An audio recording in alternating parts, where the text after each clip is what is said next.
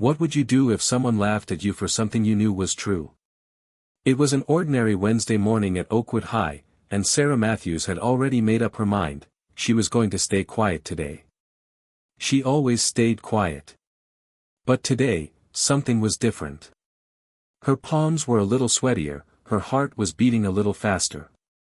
Maybe it was the weight of what she had to say, or maybe it was just the sheer fact that she was actually considering it.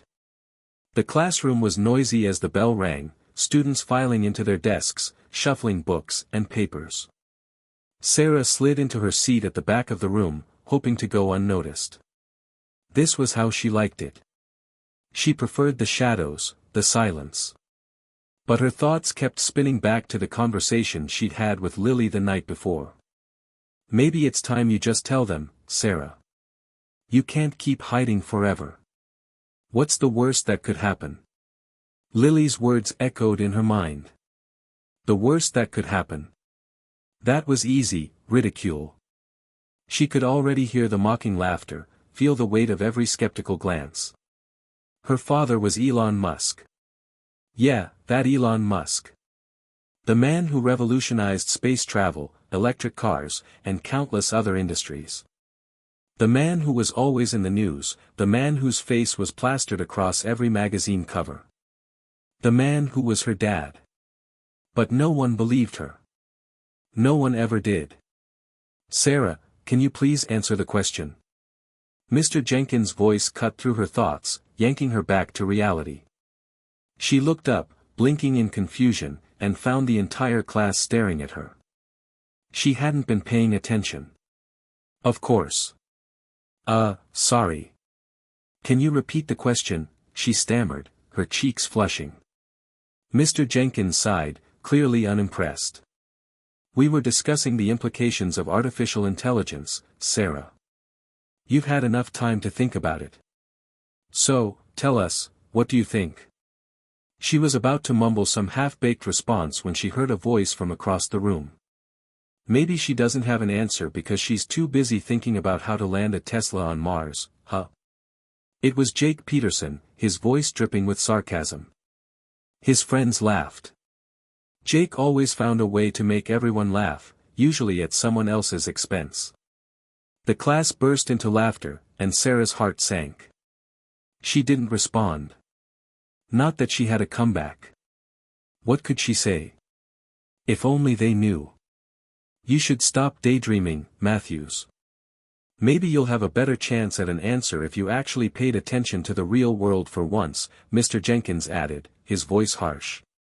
He didn't know. Of course, he didn't. No one did. It wasn't like she was going to tell them. But maybe she should. Maybe it was time. The laughter still lingered in her ears, and Sarah could feel her breath catch in her throat.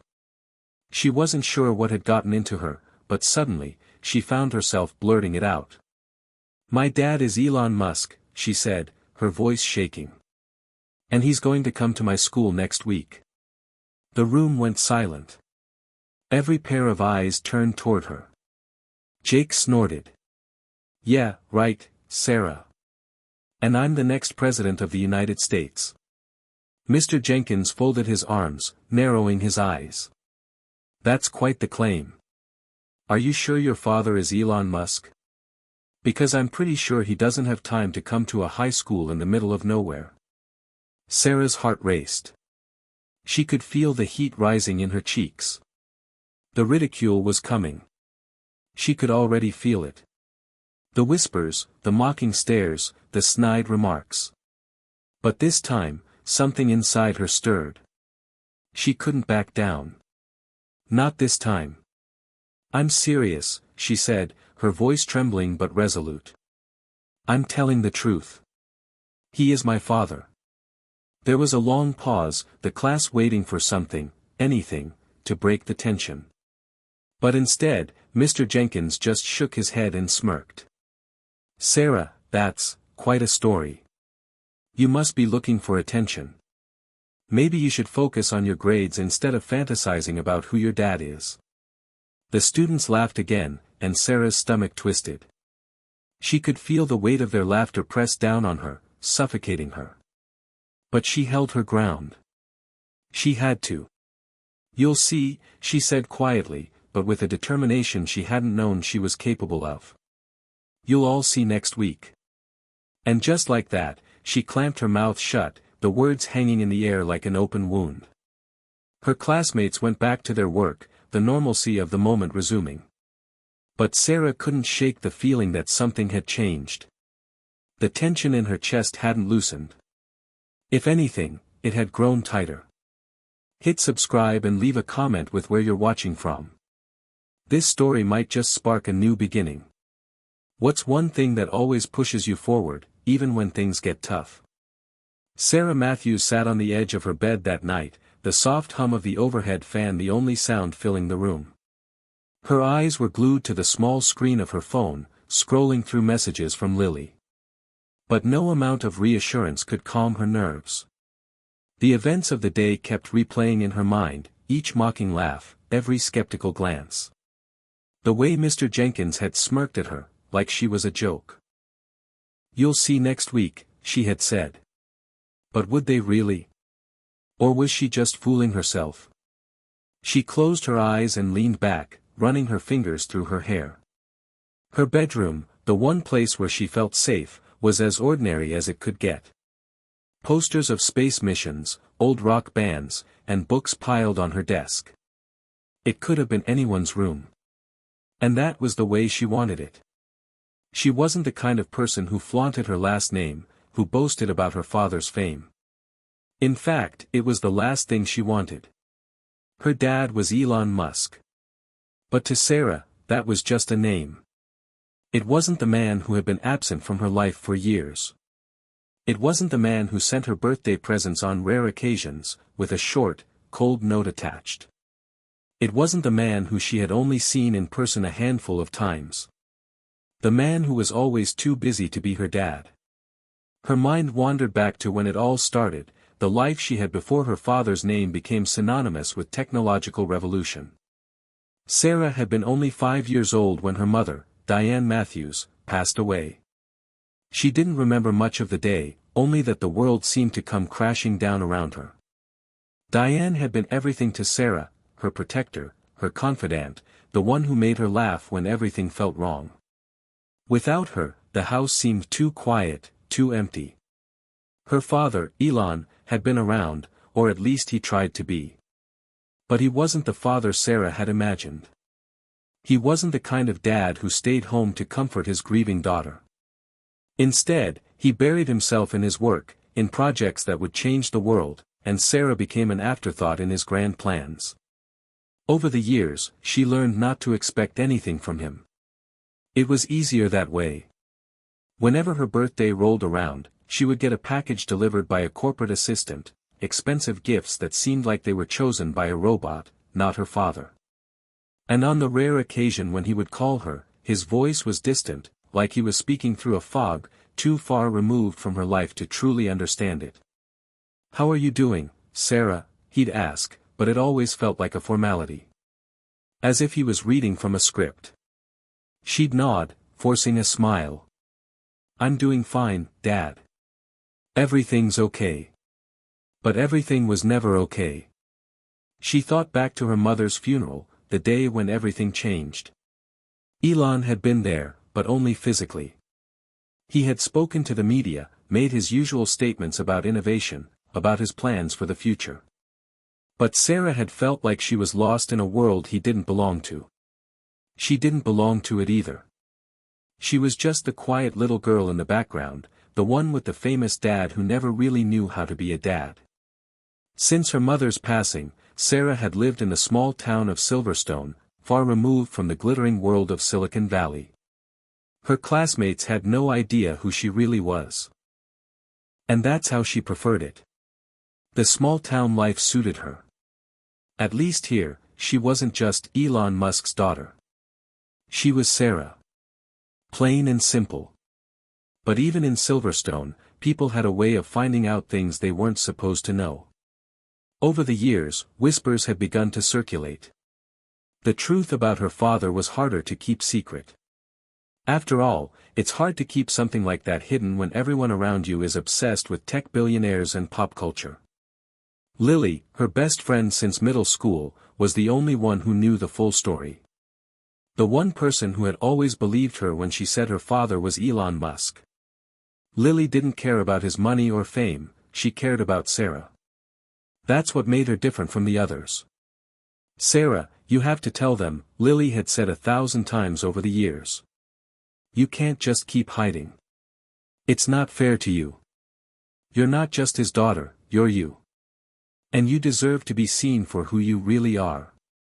But Sarah had always resisted. She didn't want to be defined by her last name. She didn't want people to treat her differently because of something out of her control. After all, her dad wasn't exactly the warm, present figure that most people imagined. What would they think if they knew the truth? They'd think she was lying, or that she was trying to get attention.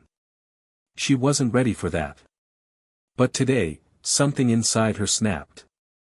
Maybe it was the way Mr. Jenkins had mocked her. Maybe it was the way her classmates always dismissed her. But she couldn't let it slide any longer. She had to speak up. Even if no one believed her. Even if it meant facing ridicule. She had to prove that she was more than just the daughter of Elon Musk. As Sarah sat there in her room, staring at the reflection of herself in the dark window, she made a silent promise to herself. Next week would be different. Her father was coming. And this time, no one would be able to deny the truth. The next few days felt like they were dragging on forever. Every morning Sarah woke up with a knot in her stomach, her mind racing with doubts. Had she made a mistake? Was she really ready to face the kind of scrutiny that would come with telling her classmates the truth about her father? And what if Elon didn't even show up next week? There were too many unknowns, and Sarah hated that feeling. She liked control. She liked being able to predict what would happen. But lately, it felt like everything was spiraling out of control. The classroom felt different. The whispers behind her back had grown louder. It was almost as if the entire school was watching her, waiting for her to crack. And then, there was Jake Peterson. Jake. He never missed a chance to poke fun at her, to remind her that she was just another, weird, quiet girl, who didn't belong. He'd been relentless ever since that first day, when Sarah had dared to speak up and claim that her dad was Elon Musk. Now, it was like he had made it his personal mission to make her life a living hell. The taunts had started small, harmless jokes that barely registered, or so it seemed. But by the third day, they were in full force. Every time Sarah walked into the room, Jake had something new to say. "Hey, Sarah, got your Tesla ready for the trip to Mars yet?" he'd ask, with a grin plastered on his face. Or, during lunch, maybe your dad can send a SpaceX rocket to pick you up after school. I hear it's got great Wi-Fi. It wasn't funny. Not anymore. At first, Sarah had tried to ignore him, hoping that if she stayed quiet, he would eventually lose interest. But as the days passed, his words became more cutting, more personal. He wasn't just teasing her about her father anymore, he was attacking her. Her very existence was the joke. And the worst part was, her classmates were starting to laugh along. She felt like a joke. By Friday, Sarah couldn't take it anymore. As she entered the classroom, she immediately noticed the smug look on Jake's face. He was sitting at his usual spot at the front, whispering something to his friends, who all turned to look at her with sly grins. The moment she sat down, she felt their eyes on her, like a spotlight had been turned on her and everyone was waiting for her to fall apart. Mr. Jenkins walked in just as the bell rang, and the chatter in the room died down. Sarah barely heard him as he began talking about the day's lesson. All she could hear was the pounding in her chest, her thoughts racing. She had to do something. She couldn't let Jake or anyone else keep pushing her around. But what could she do? "Sarah," Mr. Jenkins called, pulling her out of her thoughts. "Can you answer the question on the board?" Sarah blinked, her mind completely blank. She stared at the board for a moment before responding with a nervous shake of her head. Sorry, I didn't catch that. Her voice trembled, and she knew it was too late. Jake snickered from the front of the class. Maybe she's too busy thinking about her dad's next big rocket launch to worry about answering questions, Jake muttered loud enough for everyone to hear. The room erupted in laughter. Sarah's face burned with embarrassment. The mocking voices were overwhelming, and she felt like she was shrinking into herself. She didn't want to be the center of attention. She didn't want to be the target of Jake's cruelty. But she couldn't sit there and let him keep getting away with it. Without thinking, Sarah stood up, her fists clenched by her sides. "Jake," she said, her voice shaking but determined. "You have no idea what it's like to live in my shoes. To have people laugh at you when you're telling the truth. And I'm done letting you make me feel small." The room went silent. Even Jake's usual smirk faded as the words hung in the air. Mr. Jenkins, clearly caught off guard, looked up from his desk. "Sarah, let's not make this a spectacle." But Sarah didn't care anymore. She wasn't going to back down. "I'm serious," she said, her voice stronger now. "My dad is Elon Musk. And I'm tired of pretending like I'm ashamed of it." The class remained still, all eyes on Sarah. She could feel the weight of their stares, but this time, it didn't feel as crushing. This time, it felt empowering. For the first time in a long while, she wasn't hiding. She wasn't retreating into the shadows. She was standing up for herself. Jake stood up from his seat, his smirk returning. "Yeah. And I'm a billionaire too, Sarah. I've got a private jet in my backyard. You think anyone's gonna believe you?" "Let them not believe me," Sarah snapped back. "I'm not doing this for them. I'm doing this for me. Because I'm tired of being your punching bag." There was an awkward silence, and then Mr. Jenkins cleared his throat. "All right, that's enough. Sarah, go ahead and sit down. Jake, I think we need to have a little chat after class." But Sarah didn't sit down.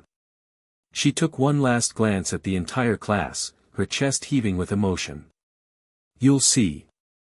Next week, when he comes to the school, you'll know I wasn't lying. And then maybe you'll finally stop laughing." The bell rang, and the students scattered out of the classroom, murmuring among themselves. But as Sarah walked out, she felt a strange mix of pride and fear. She had done it. She had finally stood up for herself. But the real test was still ahead. Would her dad actually show up? Would he be there, like she had said? And if he didn't, if he couldn't, how would she live with that? The weekend came and went in the blink of an eye. Sarah spent most of it in her room, pacing back and forth, her mind a whirlwind of possibilities. Every scenario played out in her head, some with her dad walking into Oakwood High, the crowd in awe, and her classmates, even Jake, stunned into silence. Others, however, were far less glamorous. She pictured him not showing up at all. She imagined the laughter, the ridicule, the crushing defeat she would feel. But somehow, the worst part wasn't the possibility of failure, it was the uncertainty. The unknowns. How was she supposed to prepare for something that might not even happen? As Monday morning approached, Sarah couldn't sleep. She laid in bed, wide awake, staring at the ceiling. The clock ticked loudly, reminding her that time was slipping away. She needed answers.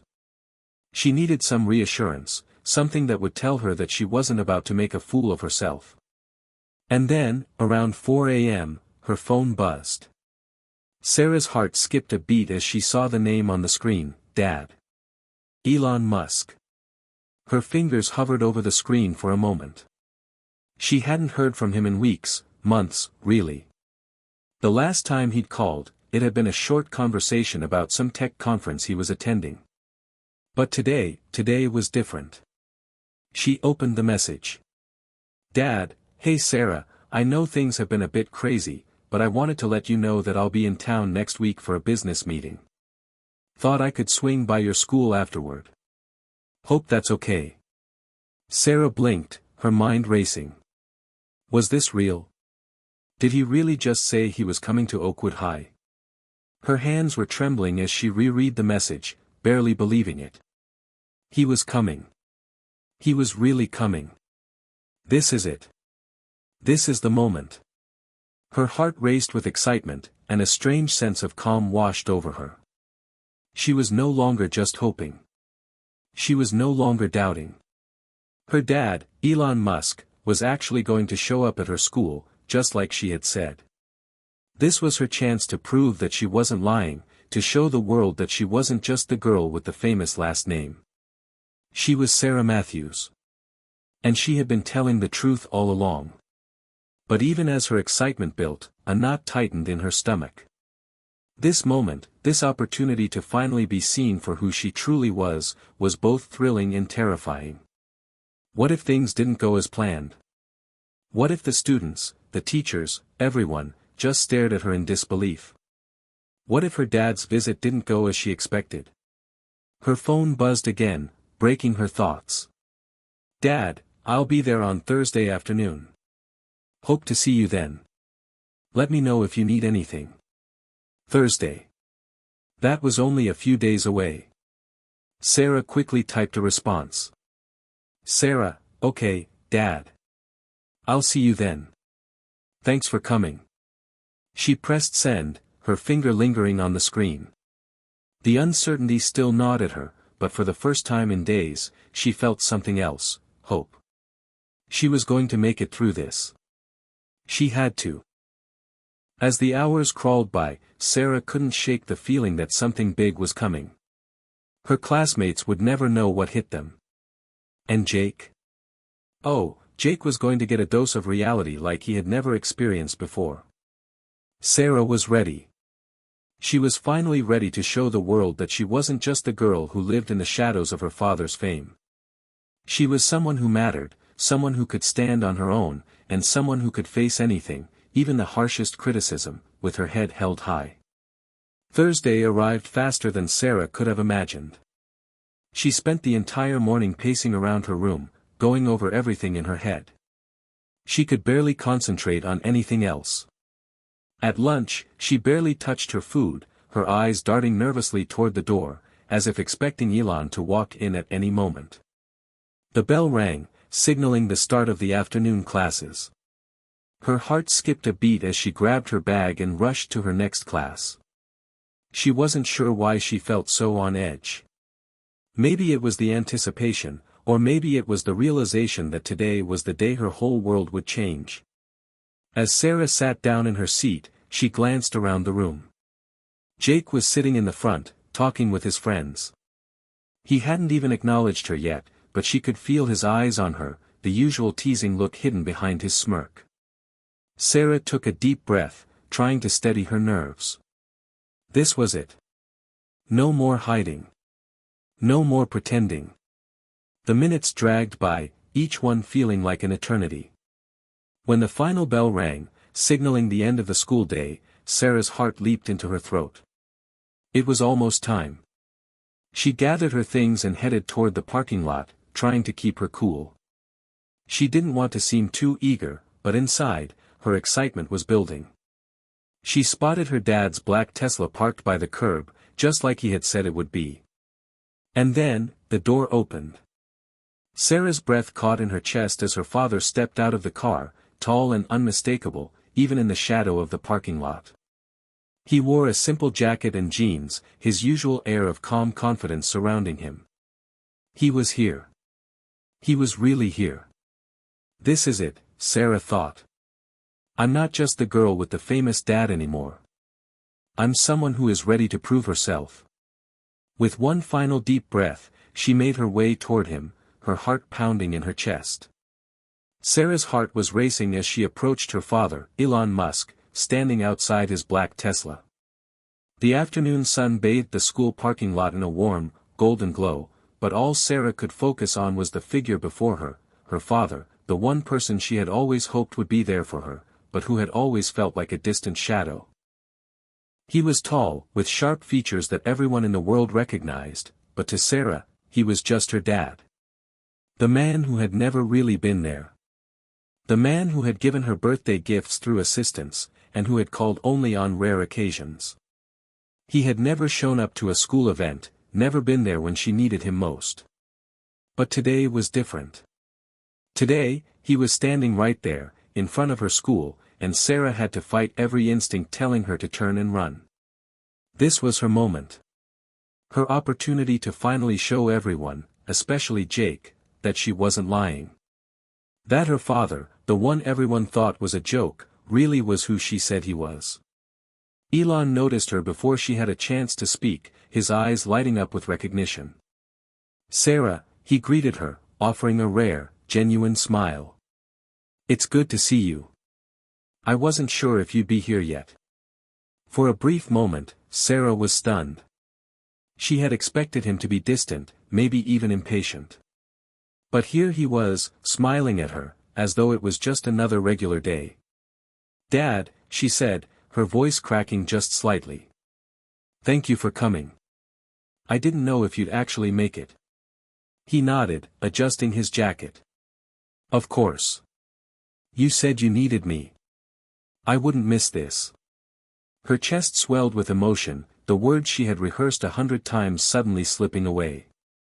Her eyes filled with tears, though she quickly wiped them away, unwilling to let herself break down in front of him. "You don't know how much this means to me," she said, her voice shaking. "Everyone's been laughing at me. They don't believe me. They think I'm making things up. They think I'm lying about you." Elon's expression shifted to one of concern, and he stepped closer to her. "I know, Sarah. I know. But I'm here now, and I won't let anyone make you feel like that again." There was something raw in his voice that caught her off guard. She had expected the usual detached Elon, the one who spoke in calculated tones and gave quick answers. But this was different.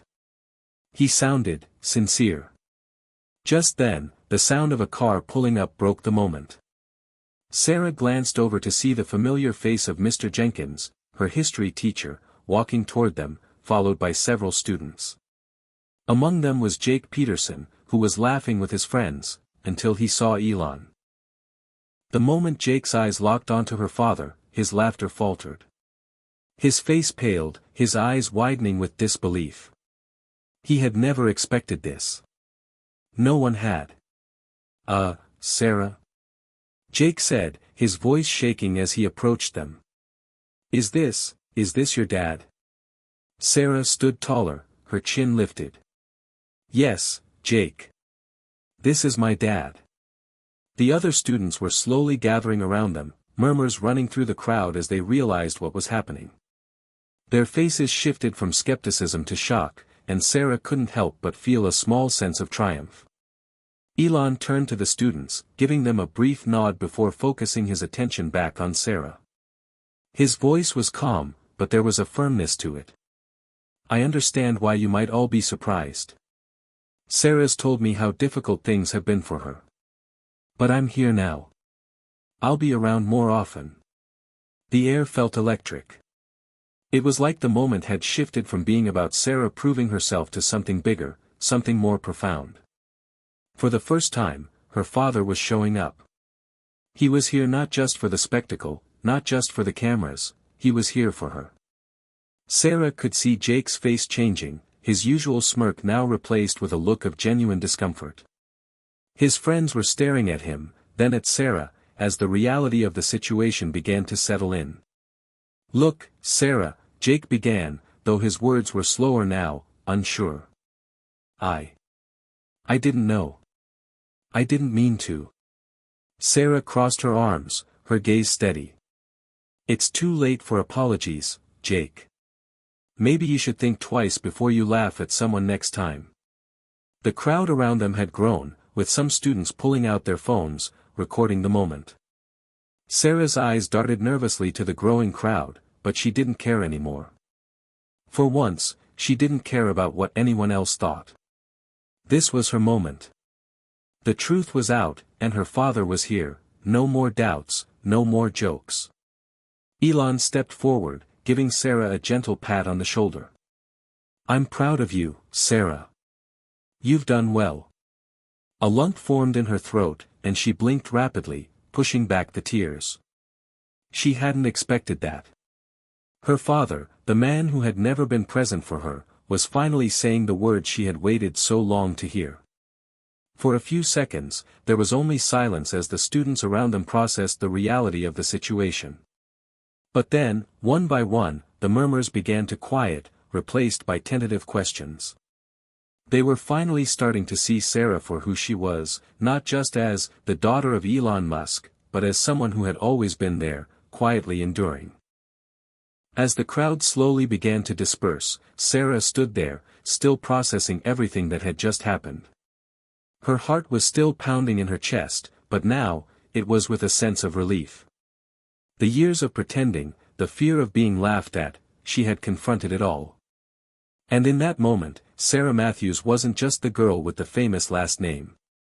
She was someone who had stood up for herself and had been seen. Elon gave her one last smile before walking toward his car. "I'll see you at home," he said quietly. "Yeah," Sarah replied, her voice filled with a newfound confidence. "See you there." The next few days passed in a whirlwind of whispers, stares, and curious questions. Sarah's life at Oakwood High had transformed overnight. What was once a place of teasing and ridicule was now a place where her peers were trying to figure out who she really was. And while she no longer had to prove herself to the world, she was now faced with the challenge of defining her identity beyond the shadow of her father. The morning after Elon's visit, Sarah woke up to an avalanche of text messages. Some were from friends she hadn't talked to in years, asking how she was doing. Others were from people she barely knew, curious to know if she was really Elon Musk's daughter. She had grown used to the scrutiny, but today, it felt different, heavier somehow. There was a newfound pressure in the air, a weight that hung over her shoulders like a cloud. "Sarah. You okay?" Mia, her best friend, called as Sarah entered the school courtyard that morning. Mia had been with her through all the ups and downs, and it was no surprise that she was the first person to reach out after the chaos of the day before. "I'm fine," Sarah said, trying to force a smile. "Just, trying to keep it together." Mia raised an eyebrow. "Aha. You sure about that?" Sarah sighed. "I don't know, Mia. It's like the whole world is watching me now. Yesterday, everyone thought I was some kind of joke, and now, they're all pretending like they've always believed me. It feels fake." Mia shook her head, her eyes softening with sympathy. "You don't have to prove anything to anyone, Sarah. You know that, right?" "I do," Sarah said quietly, but the words didn't feel as true as she wished. "It's just weird. Yesterday, I was invisible. Today, I'm not. And I don't know what to do with all of this attention." "You don't have to do anything," Mia replied firmly. "Just be yourself. The real you, not the one everyone else wants you to be." As the bell rang, signaling the start of classes, Sarah nodded slowly, though her mind remained clouded. The past 24 hours had been a whirlwind, and she still wasn't sure what to make of it all. The teasing had stopped for now, but the questions remained. And worse, she found herself questioning who she was without the constant comparison to her father. Later that afternoon, Sarah sat in the cafeteria, picking at her lunch. She was trying to focus on the conversation Mia was having with a couple of their other friends, but her mind kept drifting. Her eyes kept flicking to Jake, who sat at a table across the room with his friends. The same group of guys who had laughed at her so cruelly just a few days ago. He was looking at her now, but there was no smirk on his face. Instead, there was a look of guilt, maybe even regret, that Sarah couldn't quite place. He stood up, hesitated for a moment, and then walked over to her table. The entire cafeteria seemed to hold its breath as he approached. "Hey, Sarah," Jake said, his voice tentative. Sarah looked up, her expression unreadable. She didn't know what to say to him. This was the same guy who had mocked her and made her feel small just days ago. And now, he was standing in front of her, acting like nothing had happened. Jake continued, his words careful, measured. I just wanted to say I'm sorry for how I treated you. I didn't think about how it might affect you, and I messed up. I was wrong." The sincerity in his voice surprised Sarah. She had expected an apology, sure, but not one that sounded so real. For the first time, she saw the person behind the cocky attitude, the one who had just been afraid of looking foolish in front of his friends. She could tell it wasn't easy for him to admit he was wrong, but here he was, doing just that. For a moment, Sarah said nothing. She felt the weight of his apology in the air between them, heavy and awkward. Her mind raced. Did she forgive him? Could she? Finally, she nodded slowly. "Thank you for apologizing, Jake. But it's going to take more than just words to fix this." Jake's face tightened in understanding. "I get it. And I'll prove it. Just give me a chance to make it right." Sarah didn't respond immediately. She wasn't sure what he could do to make it right, but a part of her knew that people made mistakes, and they had to be given the opportunity to learn from them. But that didn't mean she was going to let him off the hook just like that. She wasn't that naive. "I'll think about it," Sarah said after a moment, her voice steady. "But no more jokes. And no more mocking." Jake looked relieved. "I promise." With that, he turned and walked back to his table, leaving Sarah with a mix of emotions. Part of her felt vindicated, like she had won a small battle. But another part of her felt the weight of forgiveness, the kind of forgiveness that required letting go of the past and moving forward. As she sat there, processing everything, her phone buzzed again. This time, it was a text from her dad. "Dad, I know things have been a bit crazy, but I wanted to check in. How's everything going? Let me know if you need anything." Sarah stared at the text, a lump forming in her throat. She had spent so much time thinking about what he had not done for her, that she had almost forgotten about the things he had done. He was here now. He was trying. And for the first time, Sarah realized that sometimes, even the people who seem the most distant are just trying to find their way back. She typed a quick reply.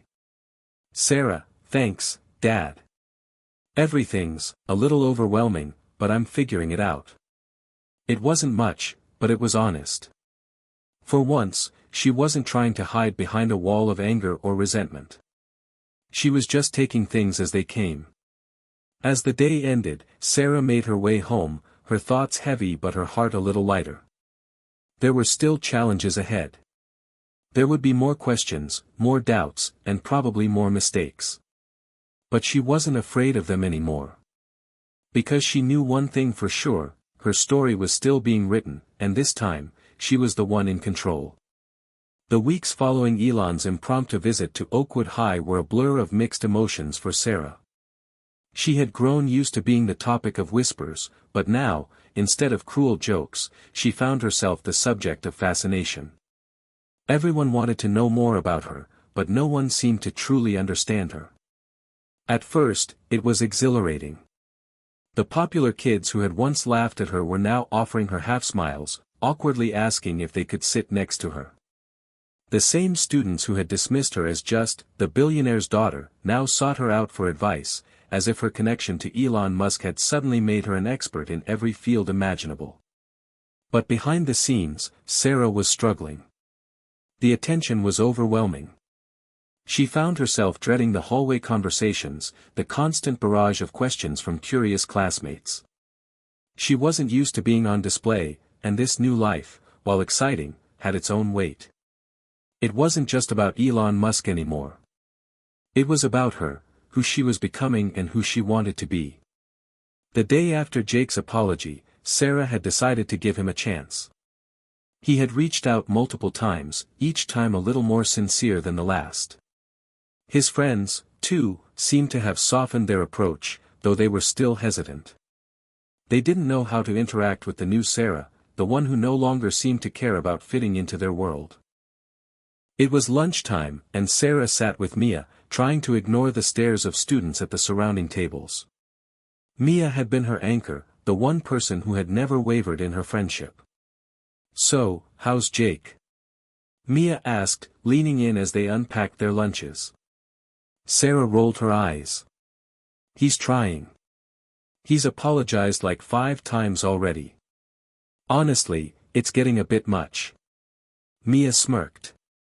"Maybe he's just trying to make up for being a jerk. You know how guys are with their pride." Sarah chuckled despite herself. "Yeah, well, it's not like I'm ready to just forgive him and forget. It's going to take time. He's still got a lot to prove." As they spoke, Sarah noticed a figure standing near the entrance of the cafeteria, Jake. He was leaning against the doorframe, scanning the room. His eyes locked onto Sarah's for a brief moment before he quickly looked away. He wasn't making his way over, but it was obvious that he was waiting for the right moment to approach her again. "Looks like he's trying to work up the courage to talk to you," Mia said, following Sarah's gaze. "Great," Sarah muttered. "I really don't need any more drama today." But as much as she tried to ignore it, Sarah couldn't help the feeling that maybe Jake was truly trying to change. Maybe there was more to him than the arrogant guy she'd always seen. And maybe, just maybe, she could give him a chance to prove it. Her phone buzzed, snapping her from her thoughts. She glanced at the screen. It was a text from her dad. "Dad, saw a clip about your school event today. I'm proud of you. Hope you're handling everything okay. Let me know if you need me." Sarah stared at the message for a moment. It wasn't much, but for once, she didn't feel that overwhelming sense of abandonment that had always followed her whenever her dad reached out.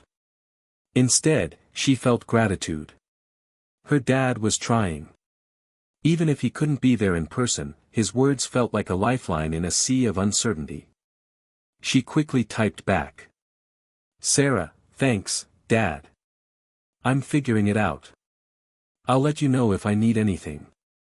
Her phone buzzed again, but this time it wasn't a message from her father. It was a notification about an upcoming school assembly. The students were being asked to participate in a community project for the upcoming month, and Sarah had been selected to represent her class. "Great," she muttered to Mia. "Just what I need right now. Another thing to worry about." Mia laughed. "Come on, it's not so bad. Maybe it'll be fun. At least you'll get to work with people you actually like." Sarah wasn't so sure. The idea of more attention, more people scrutinizing her every move, didn't exactly excite her. But she knew she couldn't hide forever. She had to keep moving forward, even if it was uncomfortable. That afternoon, during the assembly, Sarah found herself standing in front of the entire school, giving a speech about the importance of community involvement. She hadn't volunteered for this, but after being selected as a representative, she had to deliver. As she spoke, she tried her best to focus on the message, to make it about something bigger than herself. "I know what it feels like to feel invisible," Sarah said, her voice steady despite the butterflies in her stomach. "I know what it feels like to be laughed at for something you can't control. But we all have something important to offer. We all have a part to play in this community. And together, we can make it stronger." As she spoke, Sarah felt the eyes of the entire school on her, but this time, it didn't faze her. She wasn't the girl with the famous last name anymore. She was Sarah, the girl who had found her voice. After the speech, Sarah found herself approached by several classmates, including Jake, who had been watching her from the back of the room. He stepped forward, his expression unreadable. "You did great," he said quietly, almost shyly. "Thanks," Sarah replied, though she didn't quite know how to respond to him. They had come a long way in a short time, but she wasn't sure if she was ready to call him a friend just yet. As she made her way out of the auditorium, Sarah felt a strange sense of calm wash over her. She had done it. She had stood up in front of her peers and spoken her truth. For the first time in a long time, Sarah realized she didn't need anyone else to define her. She was already defining herself. And as she walked through the halls of Oakwood High, she didn't feel the weight of their eyes on her anymore. She didn't feel the need to hide or pretend. She was exactly who she was meant to be, someone with a voice, someone with strength, and someone who was learning, step by step, how to live her own story. The days that followed Sarah's public speech seemed to have a strange effect on her life at Oakwood High. For the first time, she felt a sense of clarity, like the fog that had clouded her vision was beginning to lift. She was no longer just the girl whose father was a tech mogul. She was Sarah, with her own voice, her own identity, and her own challenges to face. However, just as things began to feel more grounded, another challenge arose. It was an opportunity, a school competition to design and present a tech project for a local charity.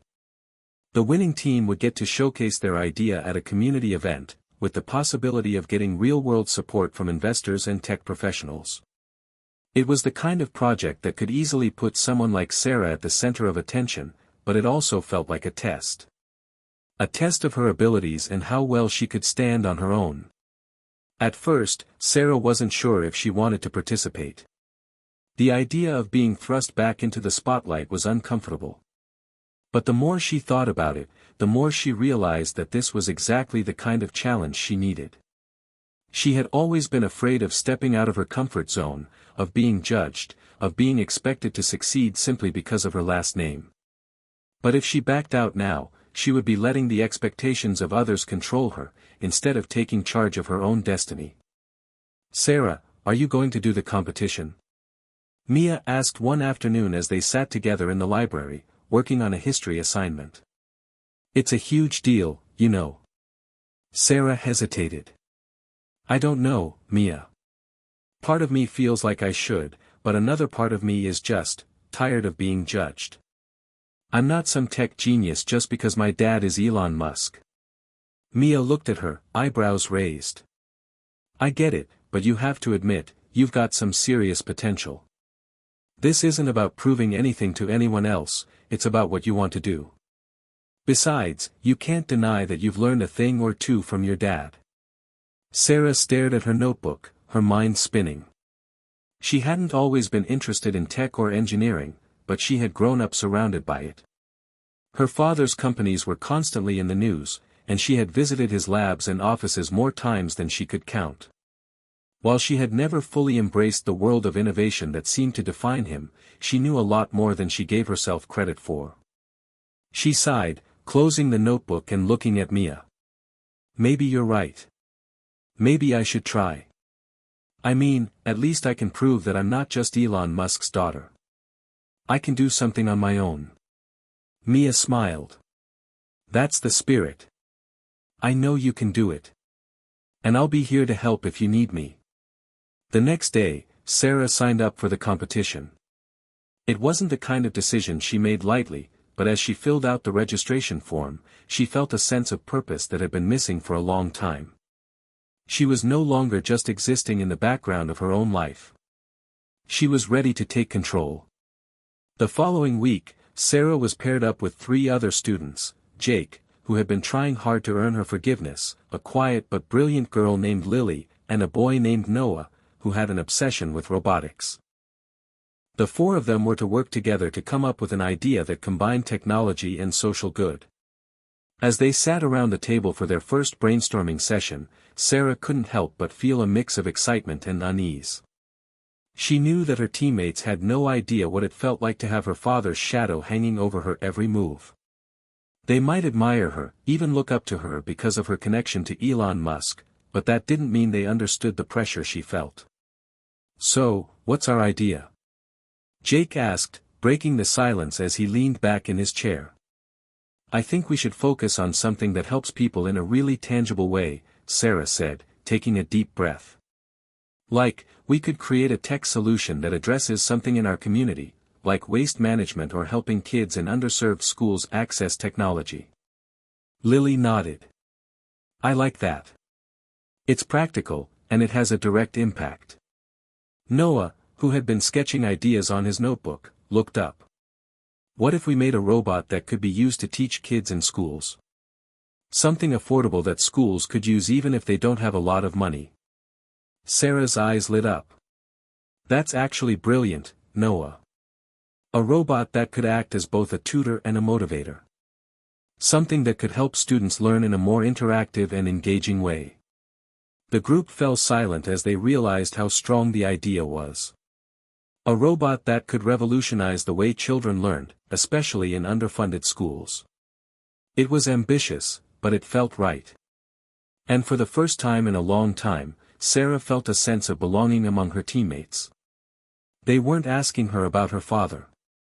They were asking her what she thought, and that was a feeling she had longed for. "We'll need to break this down into smaller tasks," Lily said, already pulling out a pen and writing notes. "Who's good at programming?" Jake raised his hand. "I'm decent at it, but we'll need to figure out the hardware too." Noah nodded. "I can help with that.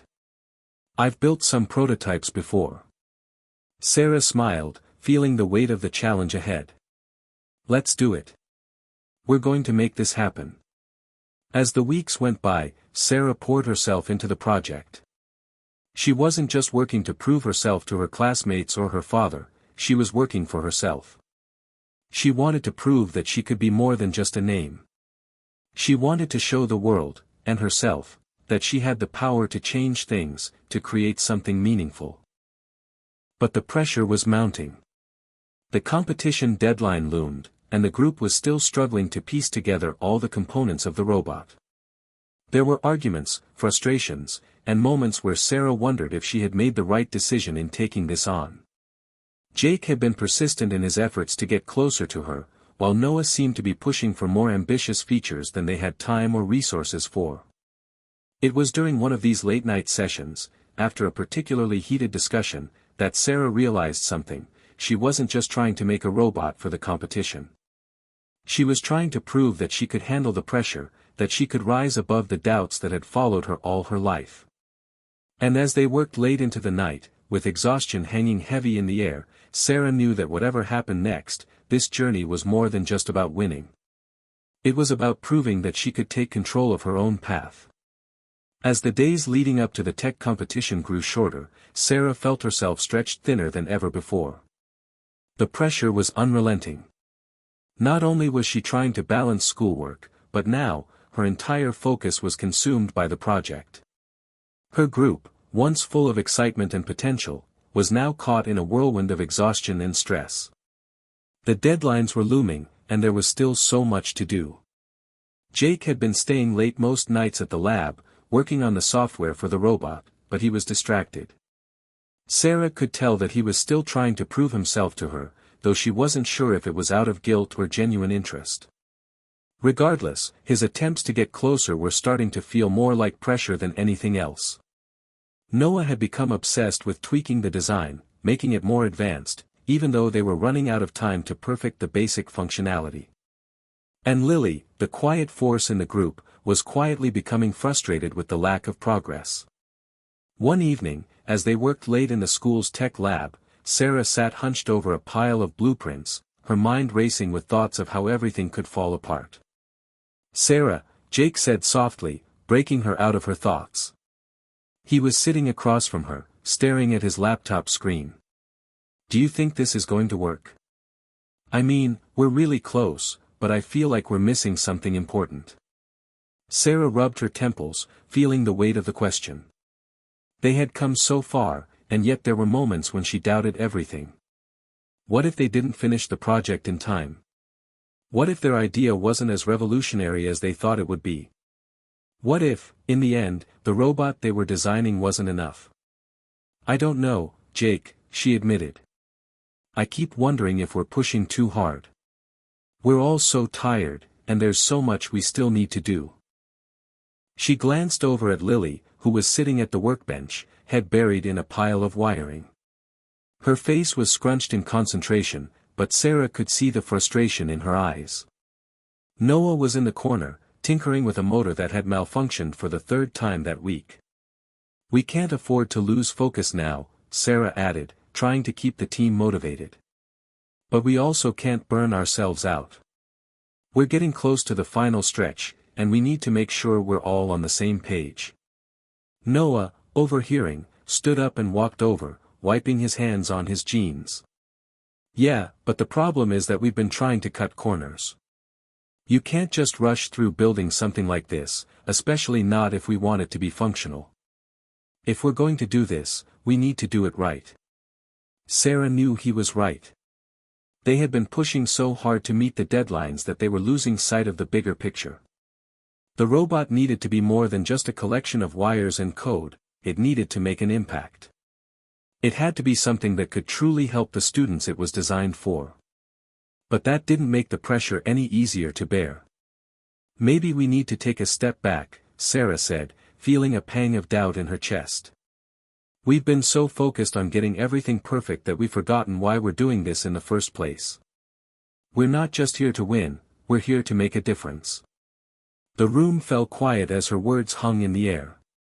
Lily looked up from her work, and for the first time, Sarah saw a flicker of hope in her eyes. You're right, Lily said quietly. We've been so focused on the end goal that we forgot about the people we're actually trying to help. Noah nodded, his expression softening. We've got one more chance to make this count. Sarah exhaled, feeling a weight lift off her shoulders. For the first time in days, she felt like she had a clearer sense of direction. This wasn't just about making a robot, it was about creating something meaningful. They were designing a tool that could change lives, that could help kids who needed access to education, something that could make a difference in a world where too many people were left behind.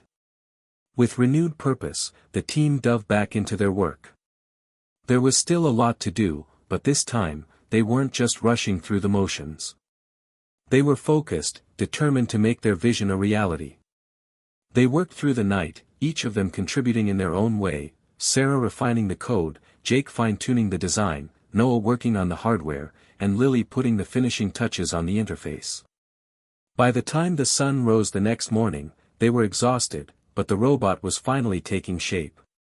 It wasn't perfect, but it was real, it was something that could actually help kids in the classroom, a tool that could make learning more interactive and accessible. The day of the competition arrived faster than Sarah could have imagined. The school gym was filled with students, teachers, and local community members, all gathered to see the final presentations.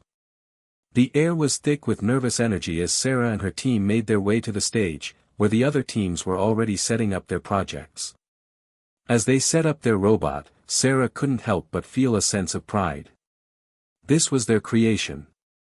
This was something they had built together. Ready? Jake asked, giving Sarah a tentative smile. I think so, Sarah said, though her heart was racing. She could feel the weight of all the eyes on her, the expectations, the questions. But this time, she didn't feel afraid. She felt ready. When it was their turn to present, Sarah stood in front of the judges, the robot beside her. She took a deep breath and began. Our project is called Edutron, Sarah started, her voice steady. It's an interactive educational robot designed to assist students in learning subjects like math, science, and reading, especially in underfunded schools where resources are scarce. Edutron is easy to use, affordable, and most importantly, adaptable to the needs of different students. She gestured to the robot, which sprang to life, its eyes glowing as it began to interact with the audience. For the first time in what felt like forever, Sarah felt a sense of satisfaction. This wasn't about winning or losing. It was about the impact they could have on the world. As the judges asked questions, Sarah and her team answered confidently. It wasn't perfect, and there were definitely things they could improve, but it didn't matter. They had given it their all. After the presentations, Sarah felt a mixture of exhaustion and relief. They had done it. No matter what the outcome was, they had created something meaningful, something they could be proud of. As they gathered with the other teams for the results, Jake leaned in and whispered, "You were amazing out there, Sarah. I think we actually have a shot at winning." Sarah smiled, but she wasn't focused on the competition anymore. She had learned something more valuable than any prize, she had learned to trust herself, to push through when everything seemed impossible. She wasn't just Elon Musk's daughter, she was Sarah. And that was more than enough. The tension in the gym was palpable as the judges announced the winners of the competition. The air was thick with anticipation, and Sarah could feel her heart pounding in her chest. She had been here before, waiting for the final moment when everything would be decided. But this time, it felt different. This time, she had poured her heart and soul into something she truly believed in. It wasn't about her father's legacy. It wasn't about her reputation. It was about the work she had done with her teammates, the progress they had made together. The room fell silent as the judges stepped up to the microphone, holding their notes. Sarah's stomach churned as she stood with her team, trying to read the expressions on their faces. Jake, Noah, and Lily were all standing with their arms crossed, eyes fixed on the stage. Despite their outward calm, Sarah could sense the anxiety that buzzed just beneath the surface. The lead judge, Mr. Richards, cleared his throat and smiled. First, let me say that every team here today has done an incredible job. The projects presented have shown tremendous creativity, hard work, and innovation. However, there can only be one winner. And that winner, based on both technical merit and community impact, is Team Edutron. The words hit Sarah like a bolt of lightning. For a second, everything around her seemed to blur. Her mind couldn't quite catch up to the reality of what she had just heard. They had won. They had actually won. A wave of emotion washed over her, relief, pride, disbelief, all colliding into one. Her hands shook as she looked at her teammates, who were all grinning ear to ear. Jake reached out and high-fived her, Noah gave her a quick, surprised nod, and Lily's face lit up with a proud, almost serene smile. But even in the midst of her elation, Sarah couldn't help but feel a sense of unease. Winning was exciting, yes, but it came with its own set of challenges. What did this mean for her future? What were the consequences of stepping into the spotlight again, of succeeding when so many people expected her to fail? The award ceremony was a blur. Sarah accepted the trophy with her team, smiling for photos and shaking hands with the judges. But all she could think about was what came next. The prize wasn't just recognition, it was an opportunity to showcase their robot at a major tech expo, where investors and influential figures from the tech industry would be in attendance. It was a golden ticket, but it also came with expectations. After the ceremony, Sarah and her team gathered around the trophy table. The buzz of excitement still hung in the air, but Sarah's mind was elsewhere. What happens next? Lily asked, her voice cutting through the noise. We have the chance to take this project even further, but we need to decide what we want to do with it. Sarah bit her lip. I know. It's a big opportunity, but it's also a huge responsibility. If we really want to make a difference, we need the support of people who can help us scale this. And that means stepping into a world we're not exactly familiar with. Jake leaned in. I've been thinking about that too. If we go to the Tech Expo, we could meet investors, potential partners. We could take Edutron to schools across the country. It could really change the way kids learn. I agree, Noah said, nodding. But do we have the bandwidth to handle it? There's so much more we could do with this, but we're going to need to work with people who know the business side of things. Sarah stood there, staring at the trophy. The weight of it in her hands felt heavier than she had expected. The idea of taking Edutron to the next level was tempting, but it also felt overwhelming. She wasn't sure if she was ready to dive into a world so far removed from the one she had imagined for herself. But then again, wasn't this exactly the opportunity she had been waiting for? A chance to prove to herself that she was more than just a girl in the background, a chance to make a real impact, to build something that could change lives.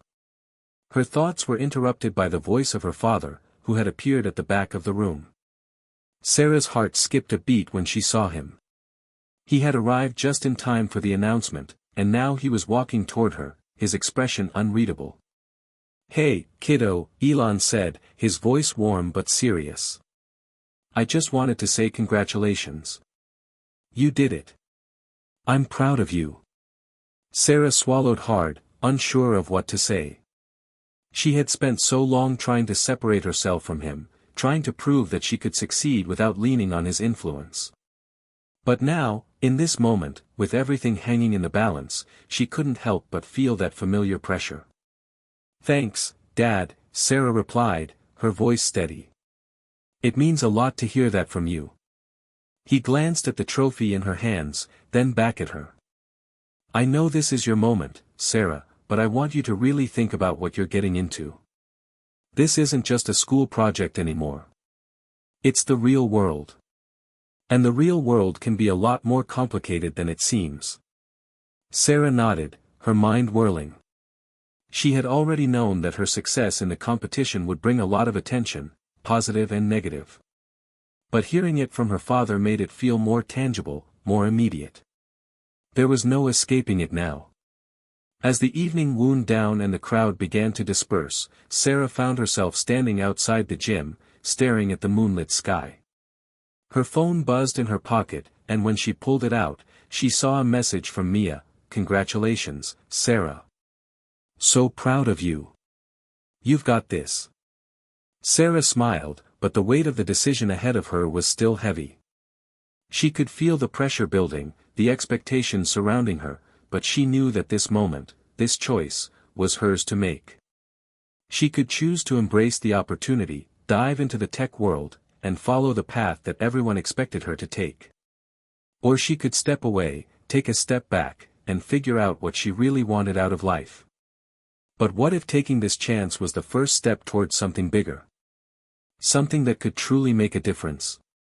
As Sarah stood there, the decision hanging in the air, she couldn't help but feel that her journey was just beginning. Hit subscribe and leave a comment with where you're watching from. Have you ever faced a moment where the pressure felt overwhelming? How did you make your decision? The next few days were a blur of meetings, congratulatory messages, and interviews. Sarah had never experienced anything like it. Her phone buzzed incessantly with notifications, media outlets wanting interviews, tech investors expressing interest, and even a few school officials reaching out to talk about potential collaborations. The attention was flattering, but also overwhelming. Despite all the excitement, one thought kept lingering in the back of her mind: what now? Her father's words echoed in her head. This isn't just a school project anymore. It's the real world. And the real world can be a lot more complicated than it seems. Sarah had spent so much of her life trying to prove she was more than just Elon Musk's daughter, that her achievements could stand on their own. But now, with the success of Edutron, the pressure to live up to her family's legacy felt suffocating. She had spent the past few days with her team, discussing the potential opportunities that came with winning.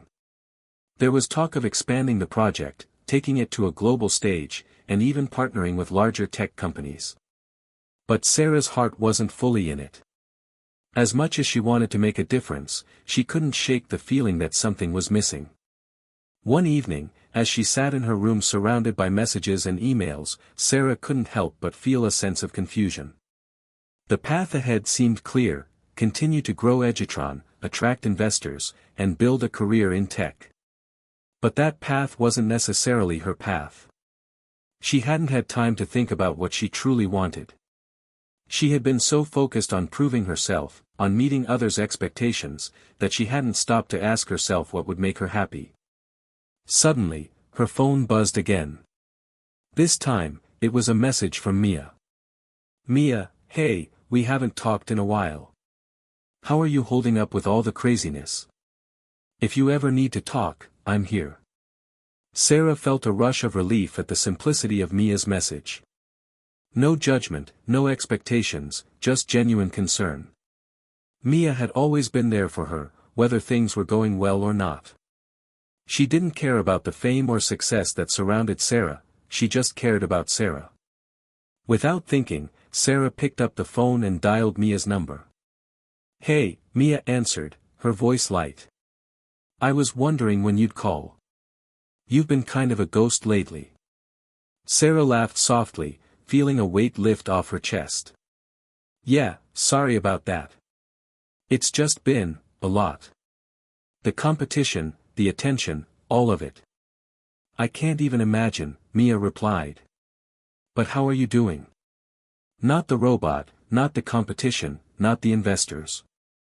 How are you? The question caught Sarah off guard. She had spent so much time focusing on the project, on what was expected of her, that she hadn't really checked in with herself. I don't know, Sarah admitted, staring at the ceiling. I mean, I should be happy, right? I won the competition. Everyone's talking about Edutron. People are even calling it a game changer. But I don't feel as excited as I thought I would. Mia was quiet for a moment. It's okay to feel like that. You don't have to be over the moon just because other people think you should be.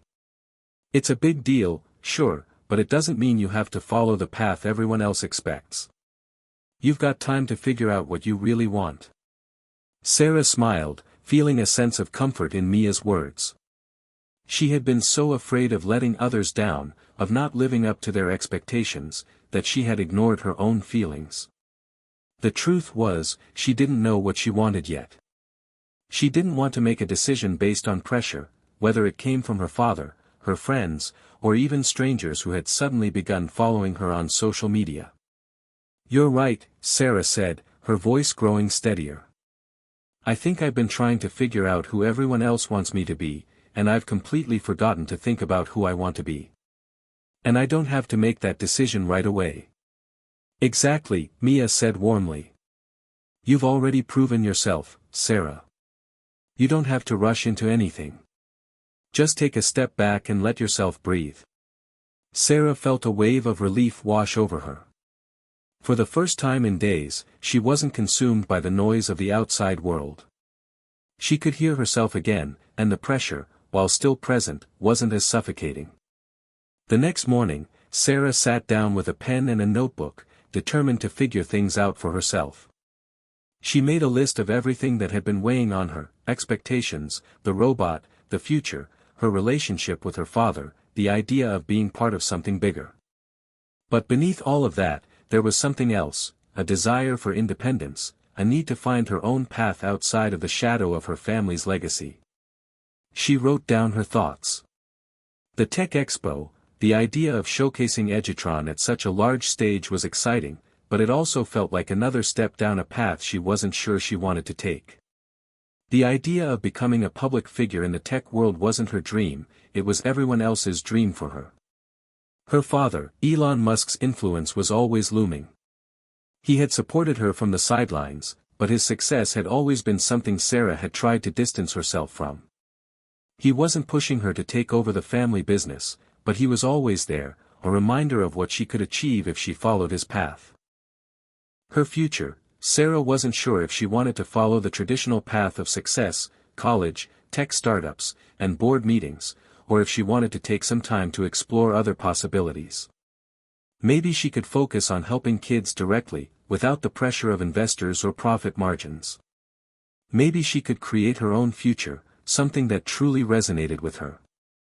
As she looked over the list, Sarah realized one thing: she didn't have to make a decision right away.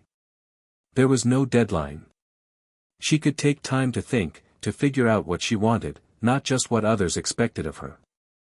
And that was the most freeing thought of all. The next day, she called a team meeting with Jake, Noah, and Lily. It was time to talk about the future of Edutron, but it was also time for Sarah to be honest with them about where she stood.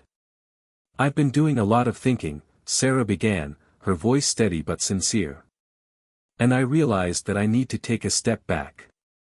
Not from the project, but from everything else. I need to figure out what I want, not just what everyone else thinks I should want. And I'm going to take some time to do that. Jake, ever the eager one, nodded enthusiastically. That makes sense. We can keep working on Edutron, but we'll do it at our own pace. Noah, always the realist, added, we've got something great here, Sarah. We don't have to rush it. Let's do this right. Lily smiled. You do what's best for you, Sarah. We've got your back. For the first time in weeks, Sarah felt a weight lift off her shoulders. She didn't have to have all the answers right now. The future would unfold in its own time, and she would figure out her place in it. But one thing was for certain, she wasn't going to let anyone else dictate her journey. The weeks that followed felt like a whirlwind of reflection for Sarah. After her conversation with Mia, she had spent days trying to untangle her feelings about the future. There were moments of clarity, but also a lot of uncertainty. The opportunities that had been laid out in front of her seemed both exciting and daunting.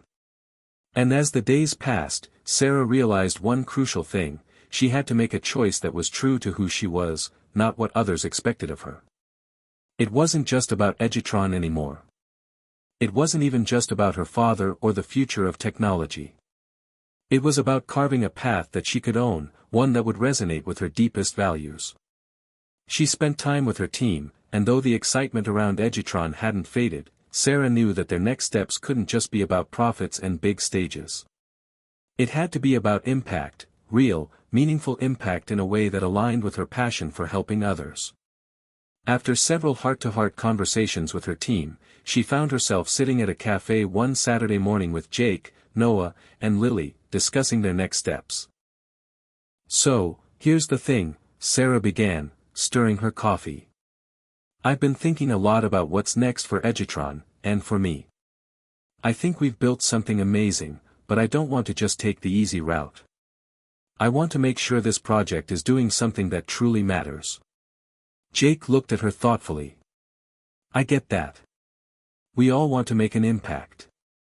But you've got the attention now. Why not use that attention to push Edutron forward on a bigger scale? We could go global, help kids everywhere. That's something you can't ignore." "I agree," Lily chimed in. "But at the same time, Sarah's right. We shouldn't rush into anything just because it's the thing to do. It's about the difference we can make, not just the fame or recognition." Noah nodded, adding, "We could start by working with schools in underserved areas, using Edutron to teach kids who don't have access to high-quality education. That feels like it would have a bigger, more immediate impact." Sarah's heart skipped a beat as she heard Noah's suggestion. It was simple but powerful. Education. That was the heart of her original idea behind Edutron. She had never been interested in making it a startup that would sell out to the highest bidder. She had wanted to use technology to make learning more accessible, to bridge the gap for kids who might not otherwise have access to tools that could spark their curiosity. "That's exactly it," Sarah said, her voice growing more passionate. "We could partner with schools, charities, and organizations to provide these robots and resources to kids who need them most. We don't have to wait for the big investors or the tech giants. We can do it ourselves, on our terms." Jake raised an eyebrow. "But that's going to take more time, more effort. You're saying no to the big money opportunities." "I'm not saying no to the opportunities," Sarah responded, "but I'm saying no to sacrificing our values for a quick fix. I want Edutron to be something more than just a product to be sold. I want it to be a movement that helps kids, especially kids who have no other way of accessing this kind of education." Lily's eyes lit up. "I love that idea. It's exactly what this project should be about." Noah smiled, clearly on board. "Let's do it then. We can make it happen. The money will come if we're doing something that matters." The group sat in comfortable silence for a moment, the weight of their decision settling in. Sarah felt a sense of peace she hadn't experienced in weeks. She had made a choice that was true to her, one that felt like the right path, even if it wasn't the easiest or most glamorous. Later that evening, Sarah sat with her father in the living room, reflecting on the conversation she had with her team. Elon sat across from her, a glass of water in hand, listening intently as Sarah explained the direction they planned to take Edutron. "I think it's a great idea, Sarah," Elon said after a long pause. "You've got the talent, the team, and the resources. But you're going to have to fight for this. The world isn't always going to play nice. It's not about being a good person, it's about building something that can withstand the forces that will try to tear it down." "I know," Sarah replied, her voice steady. "But I think if we focus on helping kids, on providing something that truly benefits them, then the rest will fall into place."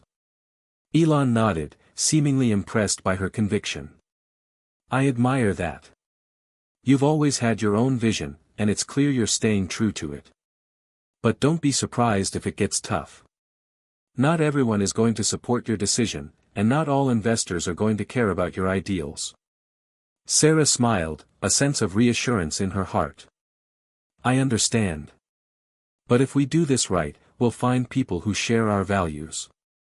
Elon sat back in his chair, reflecting for a moment. I'm proud of you, Sarah. You're learning how to make decisions based on what's best for you, not what others expect. That's the hardest part of all. The next few weeks were a blur of planning and strategizing. Sarah and her team dove into the logistics of how they could make Edutron available to schools in need. They partnered with local nonprofits, reaching out to educators, school districts, and foundations to discuss how they could get their robots into classrooms where technology and hands-on learning were often out of reach. It wasn't an easy task. There were countless meetings, phone calls, and proposals to write. There were setbacks, delays, and moments when Sarah wondered if they were biting off more than they could chew. But through it all, she remained focused on the one thing that mattered, making a difference. And slowly, the pieces began to fall into place. They received their first partnership agreement from a local school district, and soon after, more followed. The excitement grew as teachers began to see the potential of using Edutron in their classrooms, helping students learn in a hands-on, interactive way. It wasn't about replacing teachers, it was about giving students the tools they needed to thrive in a rapidly changing world. For Sarah, every milestone felt like a victory, not just for her, but for every child who would benefit from Edutron. She wasn't just building a product, she was building a legacy that was uniquely hers. Weeks passed, and the excitement around Edutron continued to grow. What had started as a school project was beginning to take on a life of its own. Sarah, Jake, Noah, and Lily worked tirelessly to ensure that the robots were delivered to the schools they'd partnered with. The feedback from teachers was overwhelmingly positive. They loved how Edutron helped their students engage with the material in a way that felt fresh and innovative. But as the days went by, Sarah began to realize that the road to scaling Edutron would be far from smooth. The initial excitement had started to wear off, and now it was time to confront the reality of running a project at this scale. One morning, Sarah sat at her desk, staring at her laptop screen. She had just gotten off a call with one of their larger investors, an investment firm that had agreed to provide seed funding for Edutron. The conversation had started well, but by the end, Sarah could feel the pressure mounting. "Sarah, we need to talk about your growth plan," the investor had said. "While Edutron is a great concept, we're seeing potential issues in terms of long-term profitability. We need to figure out how to make this more scalable and sustainable." The words echoed in Sarah's mind. Sustainable. She had been so focused on helping kids, on doing what was right, that she hadn't considered the full financial implications of turning Edutron into a business. That afternoon, she gathered her team for a meeting. Jake, Noah, and Lily had been working on the logistics of distributing the robots to the schools, but Sarah knew they needed to confront the elephant in the room, the fact that they were on the brink of something much bigger than they had anticipated. "We've been doing great so far, but we've reached a point where we have to start thinking about how to sustain this long term," Sarah said, her voice tinged with frustration. "The investors are pushing us to expand faster, but I don't want to compromise what we stand for just to chase profits." Lily was the first to speak. "We've always said that Edutron is about making education more accessible, not just a product to be sold. So if that's our core mission, how do we stay true to that while still growing?" Jake leaned forward, his brow furrowed. "The thing is, we don't have unlimited resources. We're already stretching our team thin just getting these robots into classrooms. The more schools we help, the more we have to scale our production, hire more people, and invest in technology. And that takes money. A lot of it." Noah nodded in agreement. "Jake's right. We can't do this without funding. But we also don't want to get caught in the trap of chasing investors who only care about the bottom line." Sarah sighed, rubbing her temples. She had never thought about the business side of things in this way. When she first envisioned Edutron, it was all about the impact it could have on kids. It was about giving them access to technology and learning tools that could spark their curiosity and creativity. Now, with investors breathing down her neck, it felt like the core mission was starting to blur. She looked at her team, the people who had supported her vision from the very beginning. They were all in this together, but the pressure to deliver was starting to weigh on them. "We need to find a way to balance our mission with the business side of things," Sarah said finally, her voice steady but resolute. "Maybe we can offer a subscription model to schools, so we can continue to provide support and updates without compromising the quality of the product. Or we could explore partnerships with educational organizations that align with our values." Jake thought for a moment. "What if we set a cap on the number of schools we work with in the first year, so we don't overextend ourselves? We could focus on quality over quantity. And as we get more feedback from the schools, we can make adjustments and scale carefully." Noah grinned. "That actually sounds like a solid plan. We don't need to become a global giant overnight. We just need to make sure we're creating something sustainable that serves the kids who need it most." Lily nodded. "It's about the impact. If we stay true to that, the rest will follow." Sarah smiled, feeling a renewed sense of hope. They were all on the same page. They weren't going to let the pressure of investors or the need for rapid growth compromise their mission. They would grow thoughtfully, carefully, and with purpose. The next few weeks were a blur of emails, calls, and planning as Sarah and her team worked to refine their business model. They reached out to schools, educators, and non-profit organizations to get their feedback on the subscription model. The response was positive, but the work was far from easy. Sarah found herself juggling the demands of running a project with the reality of growing a business. She spent late nights drafting proposals and meeting with potential partners.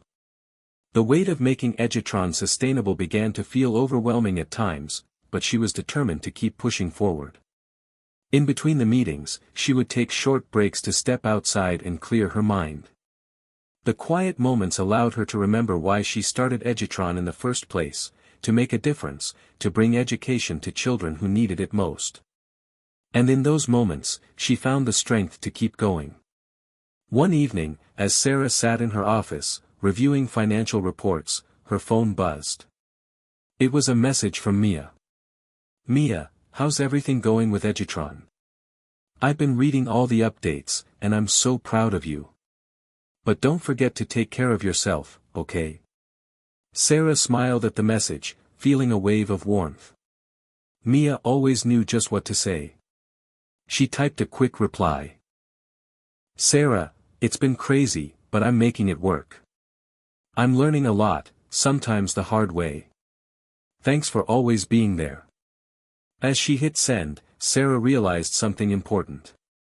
The struggle for sustainability wasn't just about balancing the business side of Edutron. It was about staying grounded in her values, her vision, and the reason she started this journey in the first place. She couldn't afford to lose sight of that, no matter how challenging things got. And as the days went on, she knew that while the road ahead would be tough, she was no longer walking it alone. The months that followed the team's decision to refocus their mission were some of the most challenging, and transformative, of Sarah's life. As Edutron continued to grow, so did the pressure from external sources, investors, larger tech companies, and even her own father. Everyone seemed to have an opinion on what direction Sarah should take the project, but one thing was becoming clearer by the day: no one but her truly understood what Edutron meant. The tension came to a head during a dinner meeting with a potential investor who represented a prominent tech company. The investor, a sharp-eyed man named Gregory Hartwell, was known for turning small projects into global sensations, but his approach was strictly numbers-driven. "Sarah, I've been following your progress, and I must say, Edutron is impressive," Gregory said, setting his glass of wine down with a clink. "But here's the thing, you're not going to get far if you keep your scope limited like this. Schools are fine, but what about reaching parents directly? Think about consumer sales, subscription models for individuals. This is where the real money is. Sarah leaned forward, trying to keep her voice steady. I've thought about that, Gregory. But our mission is to provide educational tools to kids who otherwise wouldn't have access to them. If we shift our focus to individual sales, we risk losing that mission. Gregory's eyes narrowed. I understand your values, Sarah. But let's be honest. How far can you go by just helping schools? The real opportunity here is to expand, take it global.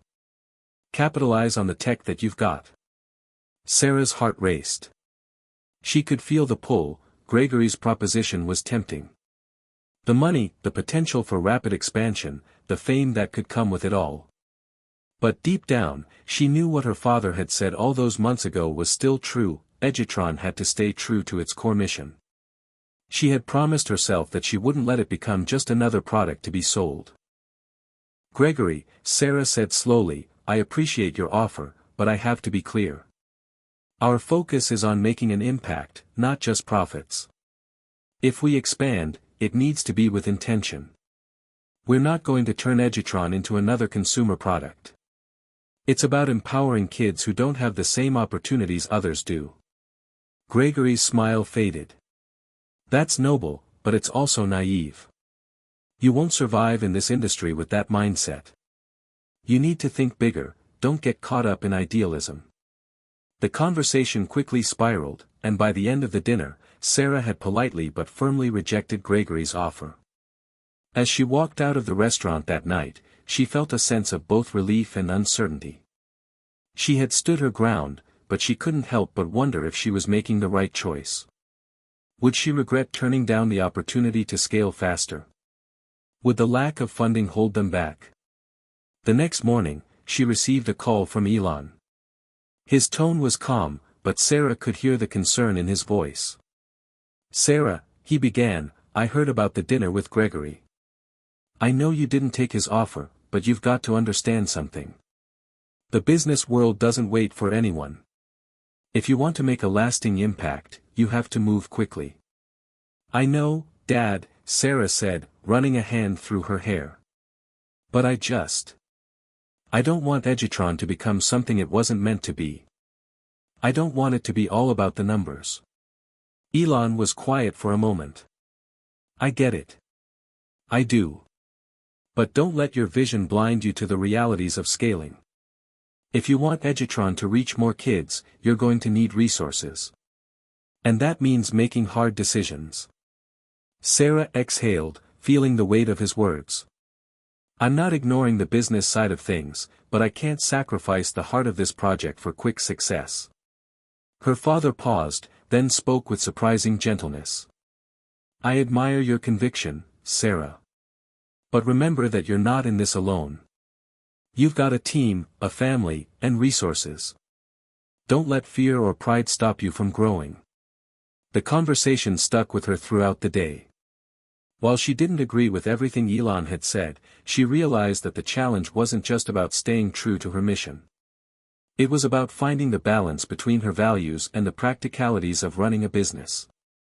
That evening, Sarah gathered with her team to discuss their next steps. Jake, Noah, and Lily could sense the tension in the air as Sarah entered the room, her face pensive. I need to talk to you guys about something, Sarah began. I had a dinner meeting last night with Gregory Hartwell, and he's offered us funding to scale Edutron quickly. But the catch is, he wants us to move in a direction I'm not comfortable with, turning Edutron into a consumer product, targeting individual sales rather than focusing on schools. I said no. There was a brief silence as the team processed her words. Finally, Lily spoke. You did the right thing, she said. We've always known what Edutron stands for. We can't just chase money for the sake of it. We need to stay grounded in our mission. Noah nodded. Exactly. Scaling takes time. We just have to make sure that when we do expand, we do it the right way. It's about impact, not just numbers. Jake added, we've got a great team. We can find a way to grow without losing our values. We're already making progress, and we'll find a way to sustain it. Sarah smiled, her heart swelling with pride. For the first time in a long while, she felt certain that she had made the right choice. They weren't chasing the quick win. They weren't going to sell out for the sake of profit. They were going to build Edutron the way it was always meant to be built, slowly, intentionally, and with the kids at the center of it all. The team spent the next few days strategizing their next moves. They decided to focus on expanding their nonprofit partnerships, seeking additional grants, and working with schools to create long-term programs that would benefit students. They would also continue to develop their subscription model, ensuring that they could support schools without relying too heavily on large investors. By the time the week was over, Sarah felt a renewed sense of purpose. They weren't going to back down, and they weren't going to compromise on what mattered most. It had been months since Sarah and her team had rejected Gregory Hartwell's offer, and for the most part, things were going well.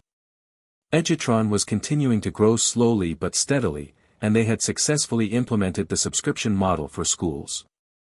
The feedback from educators was still overwhelmingly positive, and Sarah felt proud of how far they'd come. But the road ahead was never as smooth as it seemed. One morning, Sarah woke up to a series of urgent emails that sent a chill down her spine. The first email came from one of their largest school partners. The subject line read, "Edutron delivery delays, concerned about timely arrival for new term." The second email was from their robotics supplier. It explained that due to a component shortage in their supply chain, the production of new Edutron robots would be delayed by several weeks. And the third email was from an investor, one of the smaller investors they'd picked up during the early days of Edutron. The message was blunt: "We're concerned about the delays in production and the potential impact on your business model. We're reevaluating our involvement." Sarah's heart sank. Everything had been moving so well, until now. As she sat at her desk, reading through the emails again, she could feel the weight of the situation settling in.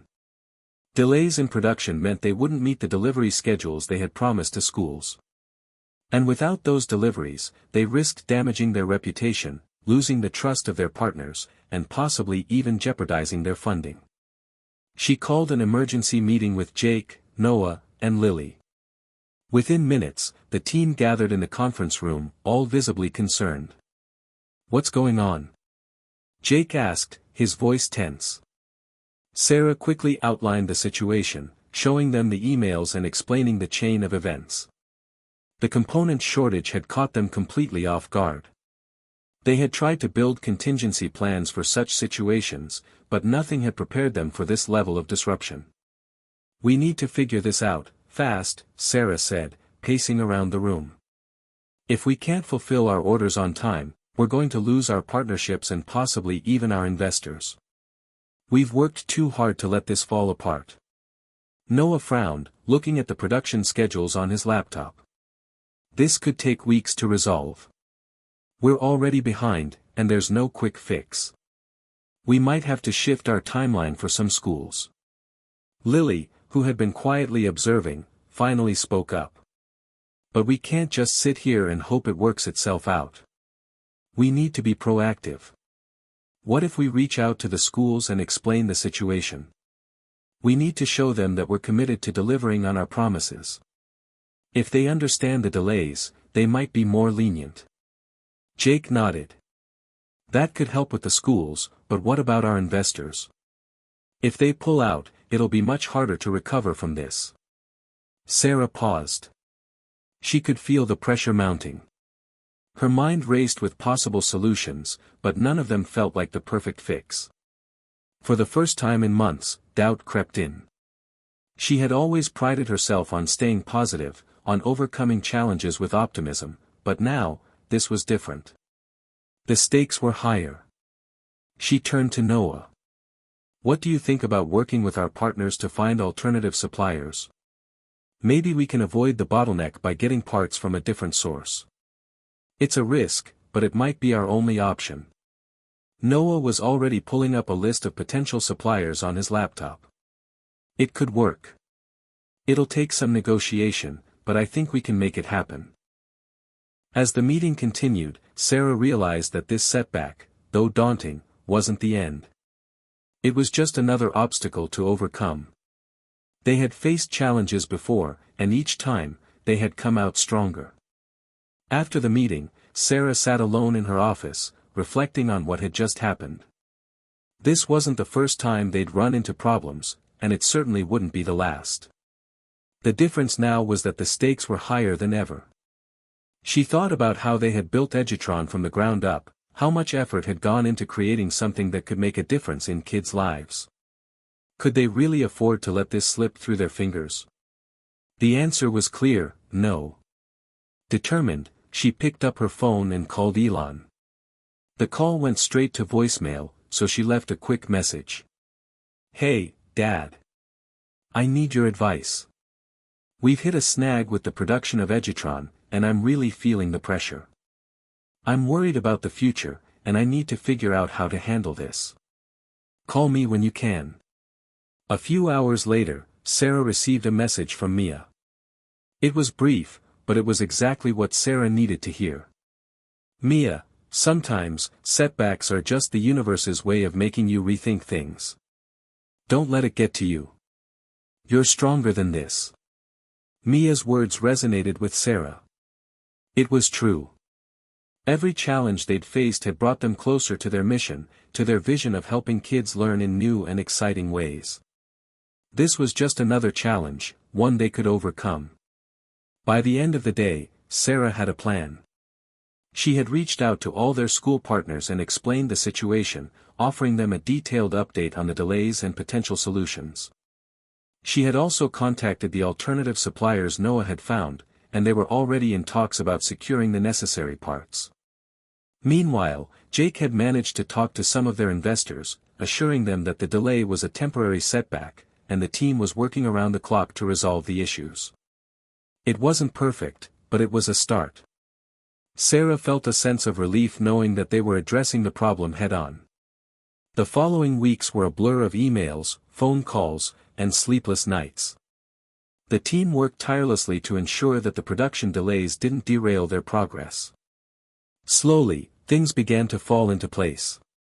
New suppliers came through, production ramped up, and schools were understanding about the delays. While it wasn't easy, the team came out the other side more united and determined than ever. The setback had tested their resolve, but it also reinforced their commitment to their mission.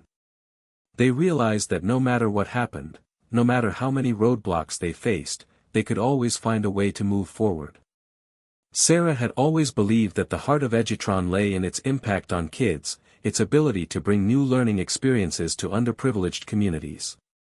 That vision had guided every decision from the beginning, and it was the reason she had turned down Gregory Hartwell's offer of quick expansion.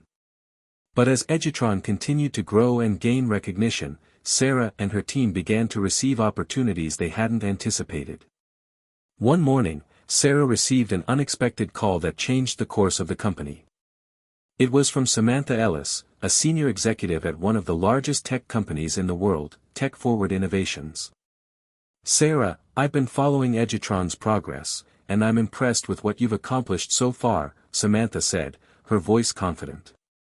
"We're looking for a partner to help us launch a new initiative aimed at integrating technology into schools nationwide. We think Edutron is the perfect fit." The idea was compelling. Tech Forward had the resources, the network, and the influence to propel Edutron to new heights. The initiative they had in mind was expansive: nationwide distribution of Edutron's robots, integrating them into classrooms across the country with significant funding to back it up. Samantha continued, "We're prepared to offer Edutron a significant investment and the resources to scale quickly. This could be the opportunity you've been waiting for." For a moment, Sarah was silent. The offer was everything they had dreamed of: a chance to reach more schools, provide more access to education, and fulfill their mission on a larger scale. But the offer came with strings attached. "There's one thing, Sarah," Samantha said, sensing Sarah's hesitation. "This initiative will require us to shift your focus a bit. We need to make Edutron a more mainstream product. We'll still work within the educational space, but it's going to require you to broaden the scope beyond the schools you're currently working with." We'll also need more data-driven results, which might involve changing how you operate. Sarah felt a knot form in her stomach. She had worked so hard to keep Edutron true to its original mission, to resist the pull of making it just another tech product. But this opportunity, it could change everything. She spent the next few days weighing the pros and cons, talking it over with Jake, Noah, and Lily. The team was torn. On one hand, this was a dream opportunity that could revolutionize Edutron's impact. On the other hand, they would have to adjust their approach, perhaps even change the foundation of what Edutron stood for. "I think we should seriously consider it," Jake said one night as they sat around the table discussing the offer. "This could elevate us in ways we've never imagined. Imagine reaching thousands more kids across the country. It's what we've always wanted, right?" Noah nodded. "True. But at what cost?" The whole point of Edutron was to focus on schools in underserved communities, to stay true to the heart of the mission. This feels like we're compromising that for the sake of growth. Lily looked at Sarah, her expression unreadable. "I know it's tempting. But the question is, will this be Edutron anymore? Will we still be making the difference we set out to make if we take the deal?" Sarah stared at the table, her mind racing. The pressure to scale, to take Edutron to the next level, was immense. But she knew that if they agreed to the deal, things would change. The company would no longer be the scrappy underdog fighting for a cause, it would be a player in the big leagues, with all the compromises that came with it. "I've been thinking about this a lot," Sarah said quietly, finally breaking the silence. "And I know what we've built so far has been important. But I also know that this could give us the resources to really make a difference, on a larger scale. But are you sure it's worth changing everything we've worked for?" Lily asked, her voice barely above a whisper. "If we go down this path, it might never go back to what it was." Sarah closed her eyes. She had to make the call, no one else could. But she couldn't help but feel like this decision would define not just the future of Edutron, but also who she was as a leader. "Let's sleep on it," she said. "We need to make sure that we're not rushing into something just because it seems like the right thing at first. I'll reach out to Tech Forward and ask for some more time to consider the offer."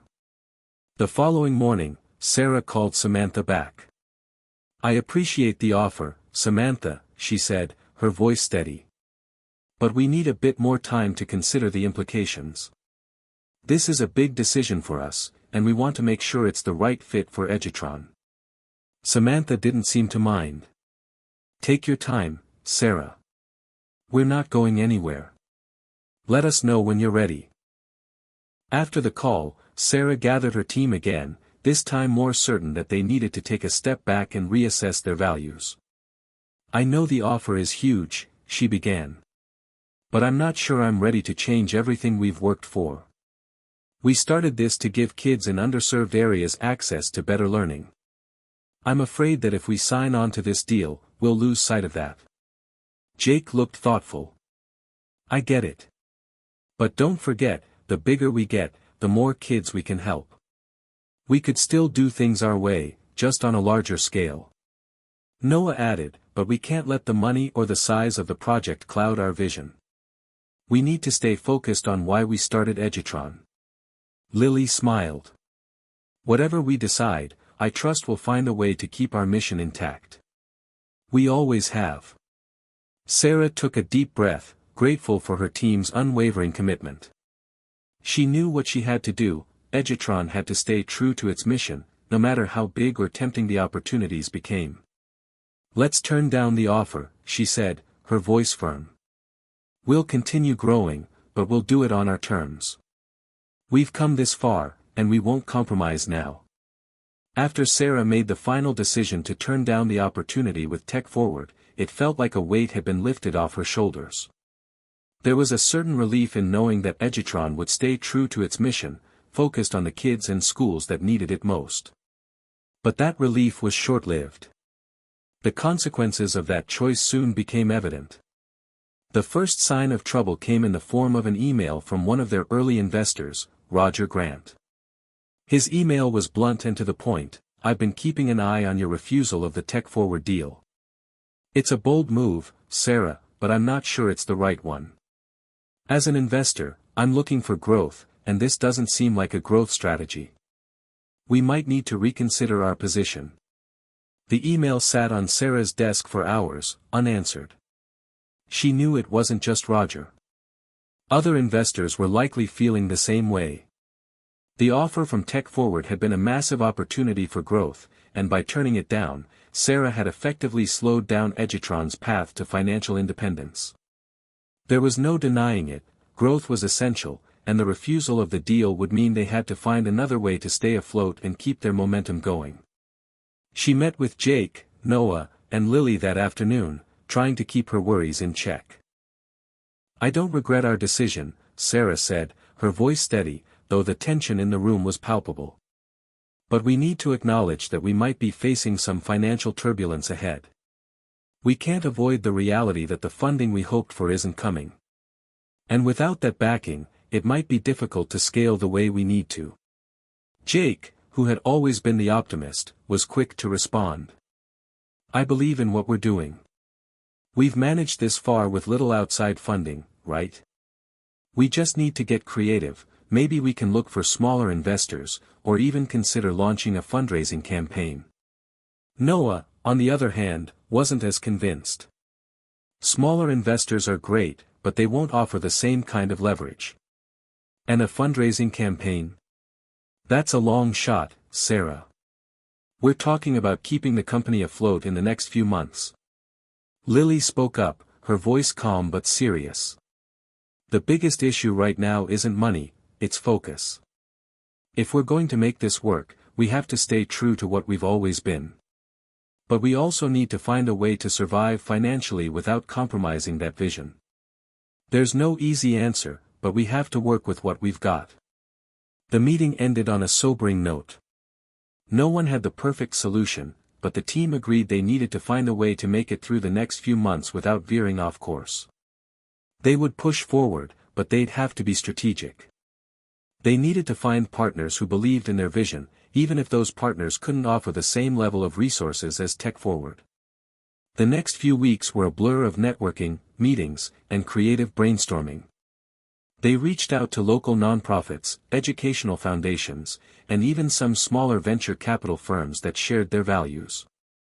Sarah felt exhausted, but she remained steadfast in her belief that Edutron's mission was worth fighting for. Meanwhile, their product continued to improve. Noah had found a workaround for some of the issues that had delayed production earlier in the year. Edutron's robots were now running more efficiently, and their feedback from schools remained overwhelmingly positive. It was clear that the product itself was still a game changer, but now the challenge was how to grow it. One afternoon, Sarah received a call that she had been dreading. It was from Mia. "Sarah," Mia said gently, "I've been hearing about some of the troubles you've been facing lately. I know this isn't easy, but I just wanted to remind you that setbacks are a part of the journey. It's how you handle them that defines you." Sarah sighed. "I appreciate your words, Mia. But right now, it feels like everything is falling apart. We're losing investors, and the growth is slower than we expected. It's hard to stay positive when the future feels so uncertain." Mia paused. "The future is always uncertain, Sarah. It's the present that counts.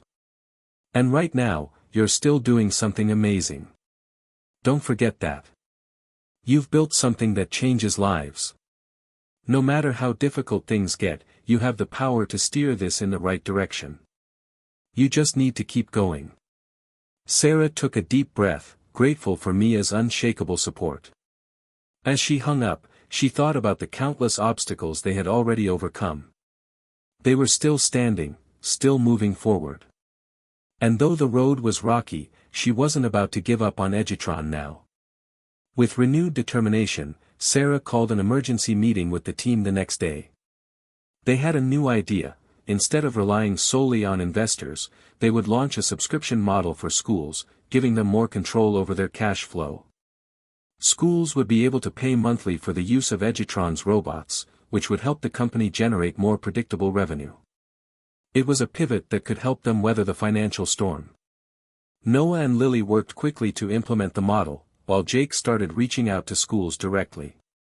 It wasn't the immediate financial boost they had hoped for, but it was a sustainable way forward, one that kept their mission intact while also ensuring they wouldn't run out of funds too quickly. As the weeks went by, the subscription model started to gain traction. Schools were more willing to invest in Edutron's robots when they didn't have to pay a large lump sum up front. Sarah started seeing signs of hope, small victories that added up. It wasn't the big break they had hoped for, but it was progress. By the time the summer break arrived, Sarah found herself reflecting on how much they had accomplished despite the setbacks. Edutron was still alive. And though they were nowhere near where they had envisioned themselves, Sarah couldn't help but feel proud of how far they had come. "We might not be where we thought we'd be," Sarah said during a team meeting one afternoon, "but we're still here. And that's something worth celebrating." By the time the school year began, Sarah's hope had started to fade. The subscription model was working in theory, but in practice, it wasn't moving as fast as they had hoped. Sure, some schools had signed on, but it wasn't enough to provide the financial stability they needed. The revenue was steady but slow. And while Sarah had expected the schools to flock to Edutron's offering, the reality was that many districts still struggled with tight budgets and were reluctant to commit to something they perceived as a luxury. Sarah sat at her desk late one night, staring at the numbers on the screen. She had always been an optimist, always pushing forward even when things seemed uncertain. But right now, she felt overwhelmed. The pressure to make the company profitable, the pressure from investors who were growing increasingly impatient, it was mounting, and she couldn't ignore it any longer. Jake knocked on her office door and walked in, his expression serious. "Sarah, we need to talk. I've been going over the numbers again, and we're really not making the kind of impact we need to." Sarah sighed, rubbing her eyes. "I know, Jake. I've been going over them, too. We've gained some ground, but it's not nearly enough to turn this around. I was hoping that as the school year picked up, more would sign on, but it's been slow. We're not hitting the targets we set for ourselves." Jake crossed the room and sat across from her, his tone empathetic. "I know you didn't want to take the tech-forward deal, but I can't help but wonder if we missed an opportunity. We're struggling, Sarah. Maybe we should have gone for the growth they promised." "I can't compromise on the mission," Sarah replied firmly. "We're here to make a real difference in these kids' lives, not just to get bigger for the sake of it. We can't just chase after numbers. That's not why we started this." Jake leaned back in his chair. "I get that. But look, we've been hustling for months now, and it feels like we're treading water. We need more than a trickle of revenue. If we don't find a way to really scale this, we might not have a company left to save." The tension in the room was palpable. Sarah didn't know what the right answer was anymore. She had always believed in their mission, but she was starting to see the hard reality: mission or not, Edutron needed money to survive. Without the right resources, they would be forced to scale back or, worse, close down entirely. Over the next few weeks, Sarah watched as the subscription model sputtered along, with minimal growth. She had tried everything: marketing campaigns, reaching out to school districts, offering discounts to early adopters, but the response had been underwhelming. More and more, Sarah realized the uphill battle they were facing. The schools they were targeting couldn't justify the cost, even though the robots were designed to enhance their students' learning. And without a major influx of funding or a breakthrough partnership, the company's future remained uncertain. One afternoon, Sarah met with Lily and Noah to brainstorm some new ideas. She had been up all night thinking, and while she knew they needed to innovate, she wasn't sure what that would look like. "I think it's time we accept the reality," Sarah said as she sat down at the table. "The subscription model isn't going to get us where we need to be. We need a new strategy, and fast. I've been looking into new funding options, but I don't want to take just any deal. We need partners who understand our mission, partners who are aligned with what we're doing." Noah, who had been quiet for most of the conversation, spoke up.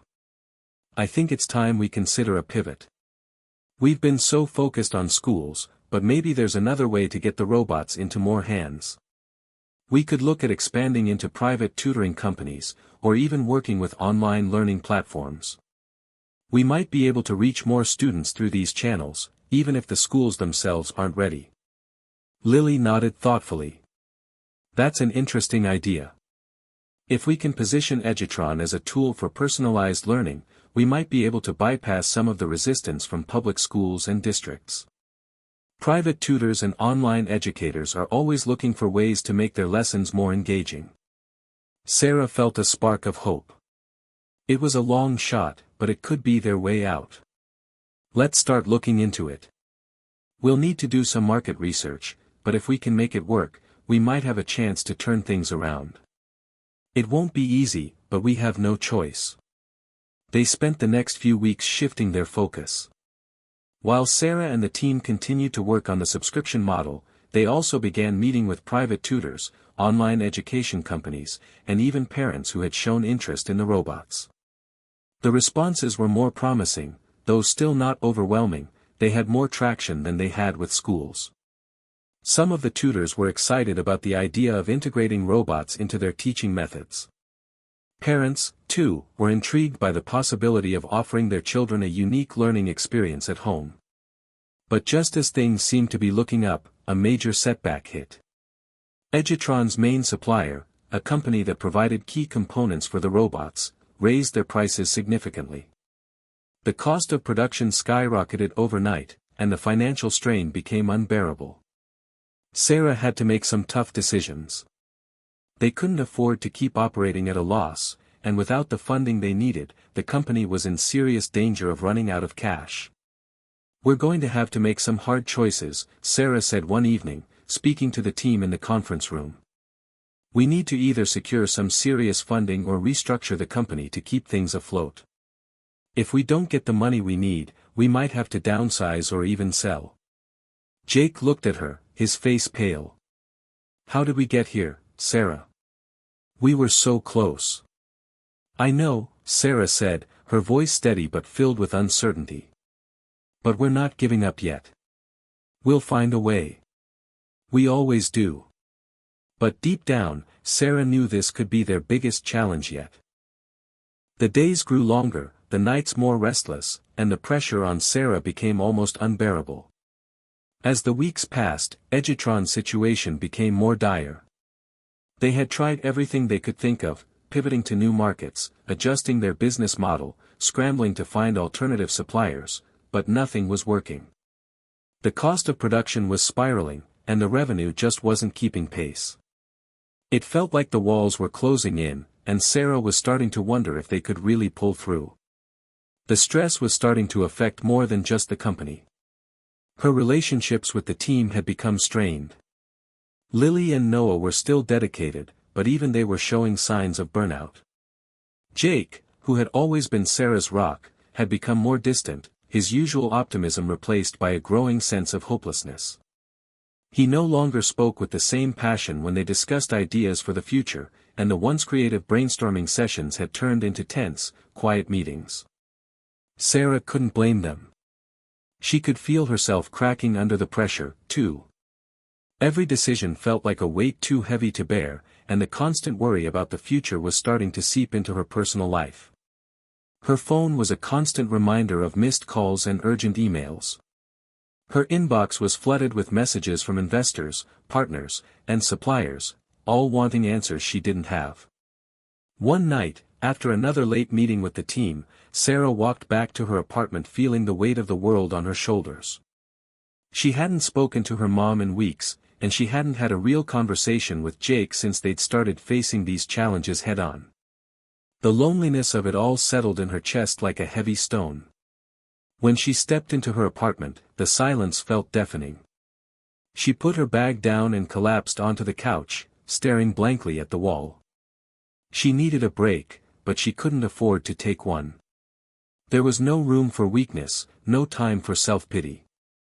Her mind kept replaying the moment when they had turned down Tech Forward's deal. At the time, It had felt like the right thing to do.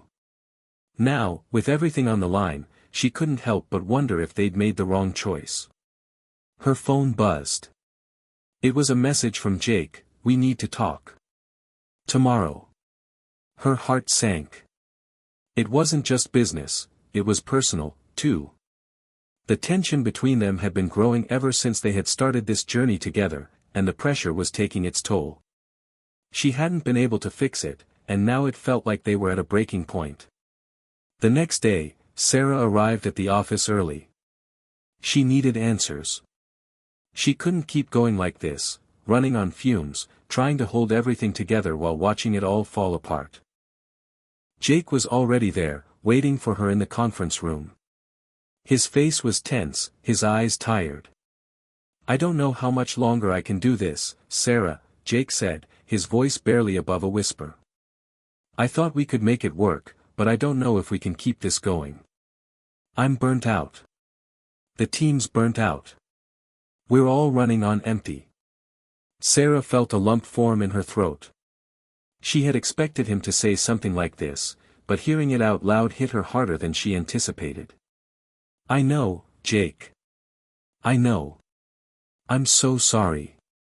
This whole thing, it's taking everything out of me, too. But I can't stop now. I can't just walk away from everything we've built." Jake stood up and started pacing the room. "I'm not saying you should walk away. But something's got to give. I'm starting to question if we're fighting for something that's just not possible anymore. We're not just struggling financially, we're struggling mentally and emotionally. We're running on fumes, Sarah. And I don't think we can keep pushing this company forward if we're falling apart ourselves." The word stung, but Sarah knew he was right. She had been so focused on the bigger picture that she hadn't seen how much the toll was affecting those around her, or herself. She'd been so fixated on the mission that she hadn't stopped to check on the people who mattered most, her team, her friends, and even her own well-being. "I didn't mean for it to get this bad," she said softly. "I thought I was doing the right thing. But I've lost sight of the bigger picture. We can't keep sacrificing everything for this dream if it's going to break us." There was silence between them. Sarah felt her heart heavy with guilt and uncertainty. She had led her team into the storm, and now it felt like she might be the one who had to face the consequences. Jake took a deep breath, his voice softer now. "We've given it everything, Sarah. Maybe it's time we consider a new path, one that doesn't destroy us along the way." Sarah closed her eyes, her mind racing. She had never imagined that it would come to this. She had always seen the end goal, the company's success, the impact on students, the technology transforming education. But now, that vision felt so distant. "I don't know what the right answer is anymore," Sarah said, her voice shaking. "But I don't want to lose you, Jake. I don't want to lose the team. And I don't want to lose myself." Jake nodded, his expression softening. "We'll figure it out together, Sarah. But we need to be honest with ourselves. We're all in this together, but we can't do it if we keep pretending that everything's fine when it's not." That afternoon, Sarah called an emergency meeting with the entire team. It was time to have the conversation that had been looming for weeks. She knew they couldn't keep going without acknowledging the truth, they were all exhausted. They were all broken. And something had to change. As the team gathered in the conference room, Sarah felt the weight of their collective disappointment. But she also felt something else, hope. Maybe this was the beginning of something new. Maybe this was the moment where they could admit their struggles and begin to rebuild, together. "Look, I'm not going to sugarcoat it," Sarah said, looking each of them in the eye. "We're at a crossroads. We've given everything we've got, and it's clear that we can't keep going this way. But that doesn't mean it's over. We have a choice. We can either let this company break us, or we can figure out how to make it work, on our terms. But we have to be honest. We have to be real about where we are." Noah, who had been quiet for most of the meeting, spoke up. "I don't think any of us want to give up. But we also don't want to keep pushing if it's going to destroy us. Let's take a step back, reassess, and come up with a plan that's sustainable. Lily nodded. We need to find balance between our mission and our well-being. Sarah smiled through the tears that threatened to fall. We'll figure it out. We always do. The following weeks felt like an emotional roller coaster. The weight of the past few months hung heavy on Sarah and the team, but there was a shift in the air. They had faced their darkest days, but in the depths of their struggle, they began to find clarity and purpose once again. After their heart-to-heart meeting, Sarah called in the advisors they trusted most, some industry veterans and mentors who had been there for them from the start. They needed an outsider's perspective to help them recalibrate. The advice they received was harsh but necessary. They couldn't keep trying to push Edutron into a mold that didn't fit anymore. The education landscape had changed since they'd first started, and so had the needs of their customers. You're too focused on scaling for the sake of scaling, one of the advisors told Sarah. You're not delivering what the market needs right now. You have a product that can change lives, but you have to think smaller to think bigger. Start local. Work with the communities that need you most. Build relationships, not just sales. It wasn't the advice Sarah wanted to hear, but it was the advice she needed. She realized that their vision had become too broad, too ambitious. They were trying to conquer the world when what they needed to do was concentrate on making a real, tangible impact in a few specific areas first. The decision to scale back felt like both a loss and a relief. Sarah immediately started reaching out to local school districts that were facing significant challenges in their classrooms. They no longer aimed to reach every school in the country. This time, their focus was on creating deep, meaningful partnerships with a select few. Schools that had the resources but not the tools. They would pilot their program, working directly with teachers, administrators, and parents to ensure Edutron robots were tailored to the needs of the students. Noah took the lead on refining the product for these more intimate settings, adjusting features to make it easier for teachers to integrate Edutron into their daily routines. Lily worked on forging partnerships with local organizations, grant foundations, and nonprofits that could help them fund the project. Sarah, feeling the weight of leadership but also a new sense of hope, spent countless hours building relationships with school boards and community leaders. For the first time in months, Sarah felt connected to their mission again, her passion for teaching and learning reignited. The team worked tirelessly, and slowly, things started to turn around. The first partnership was a breakthrough. A school district in a nearby city agreed to be the first official pilot program. Their teachers, initially skeptical, were now enthusiastic about the potential impact of the robots on their students' learning experiences. The students, once hesitant, were now eagerly awaiting their turn to interact with the robots. Despite the challenges, Sarah saw the fruits of their labor taking shape. The product was being used in classrooms, and the feedback was overwhelmingly positive.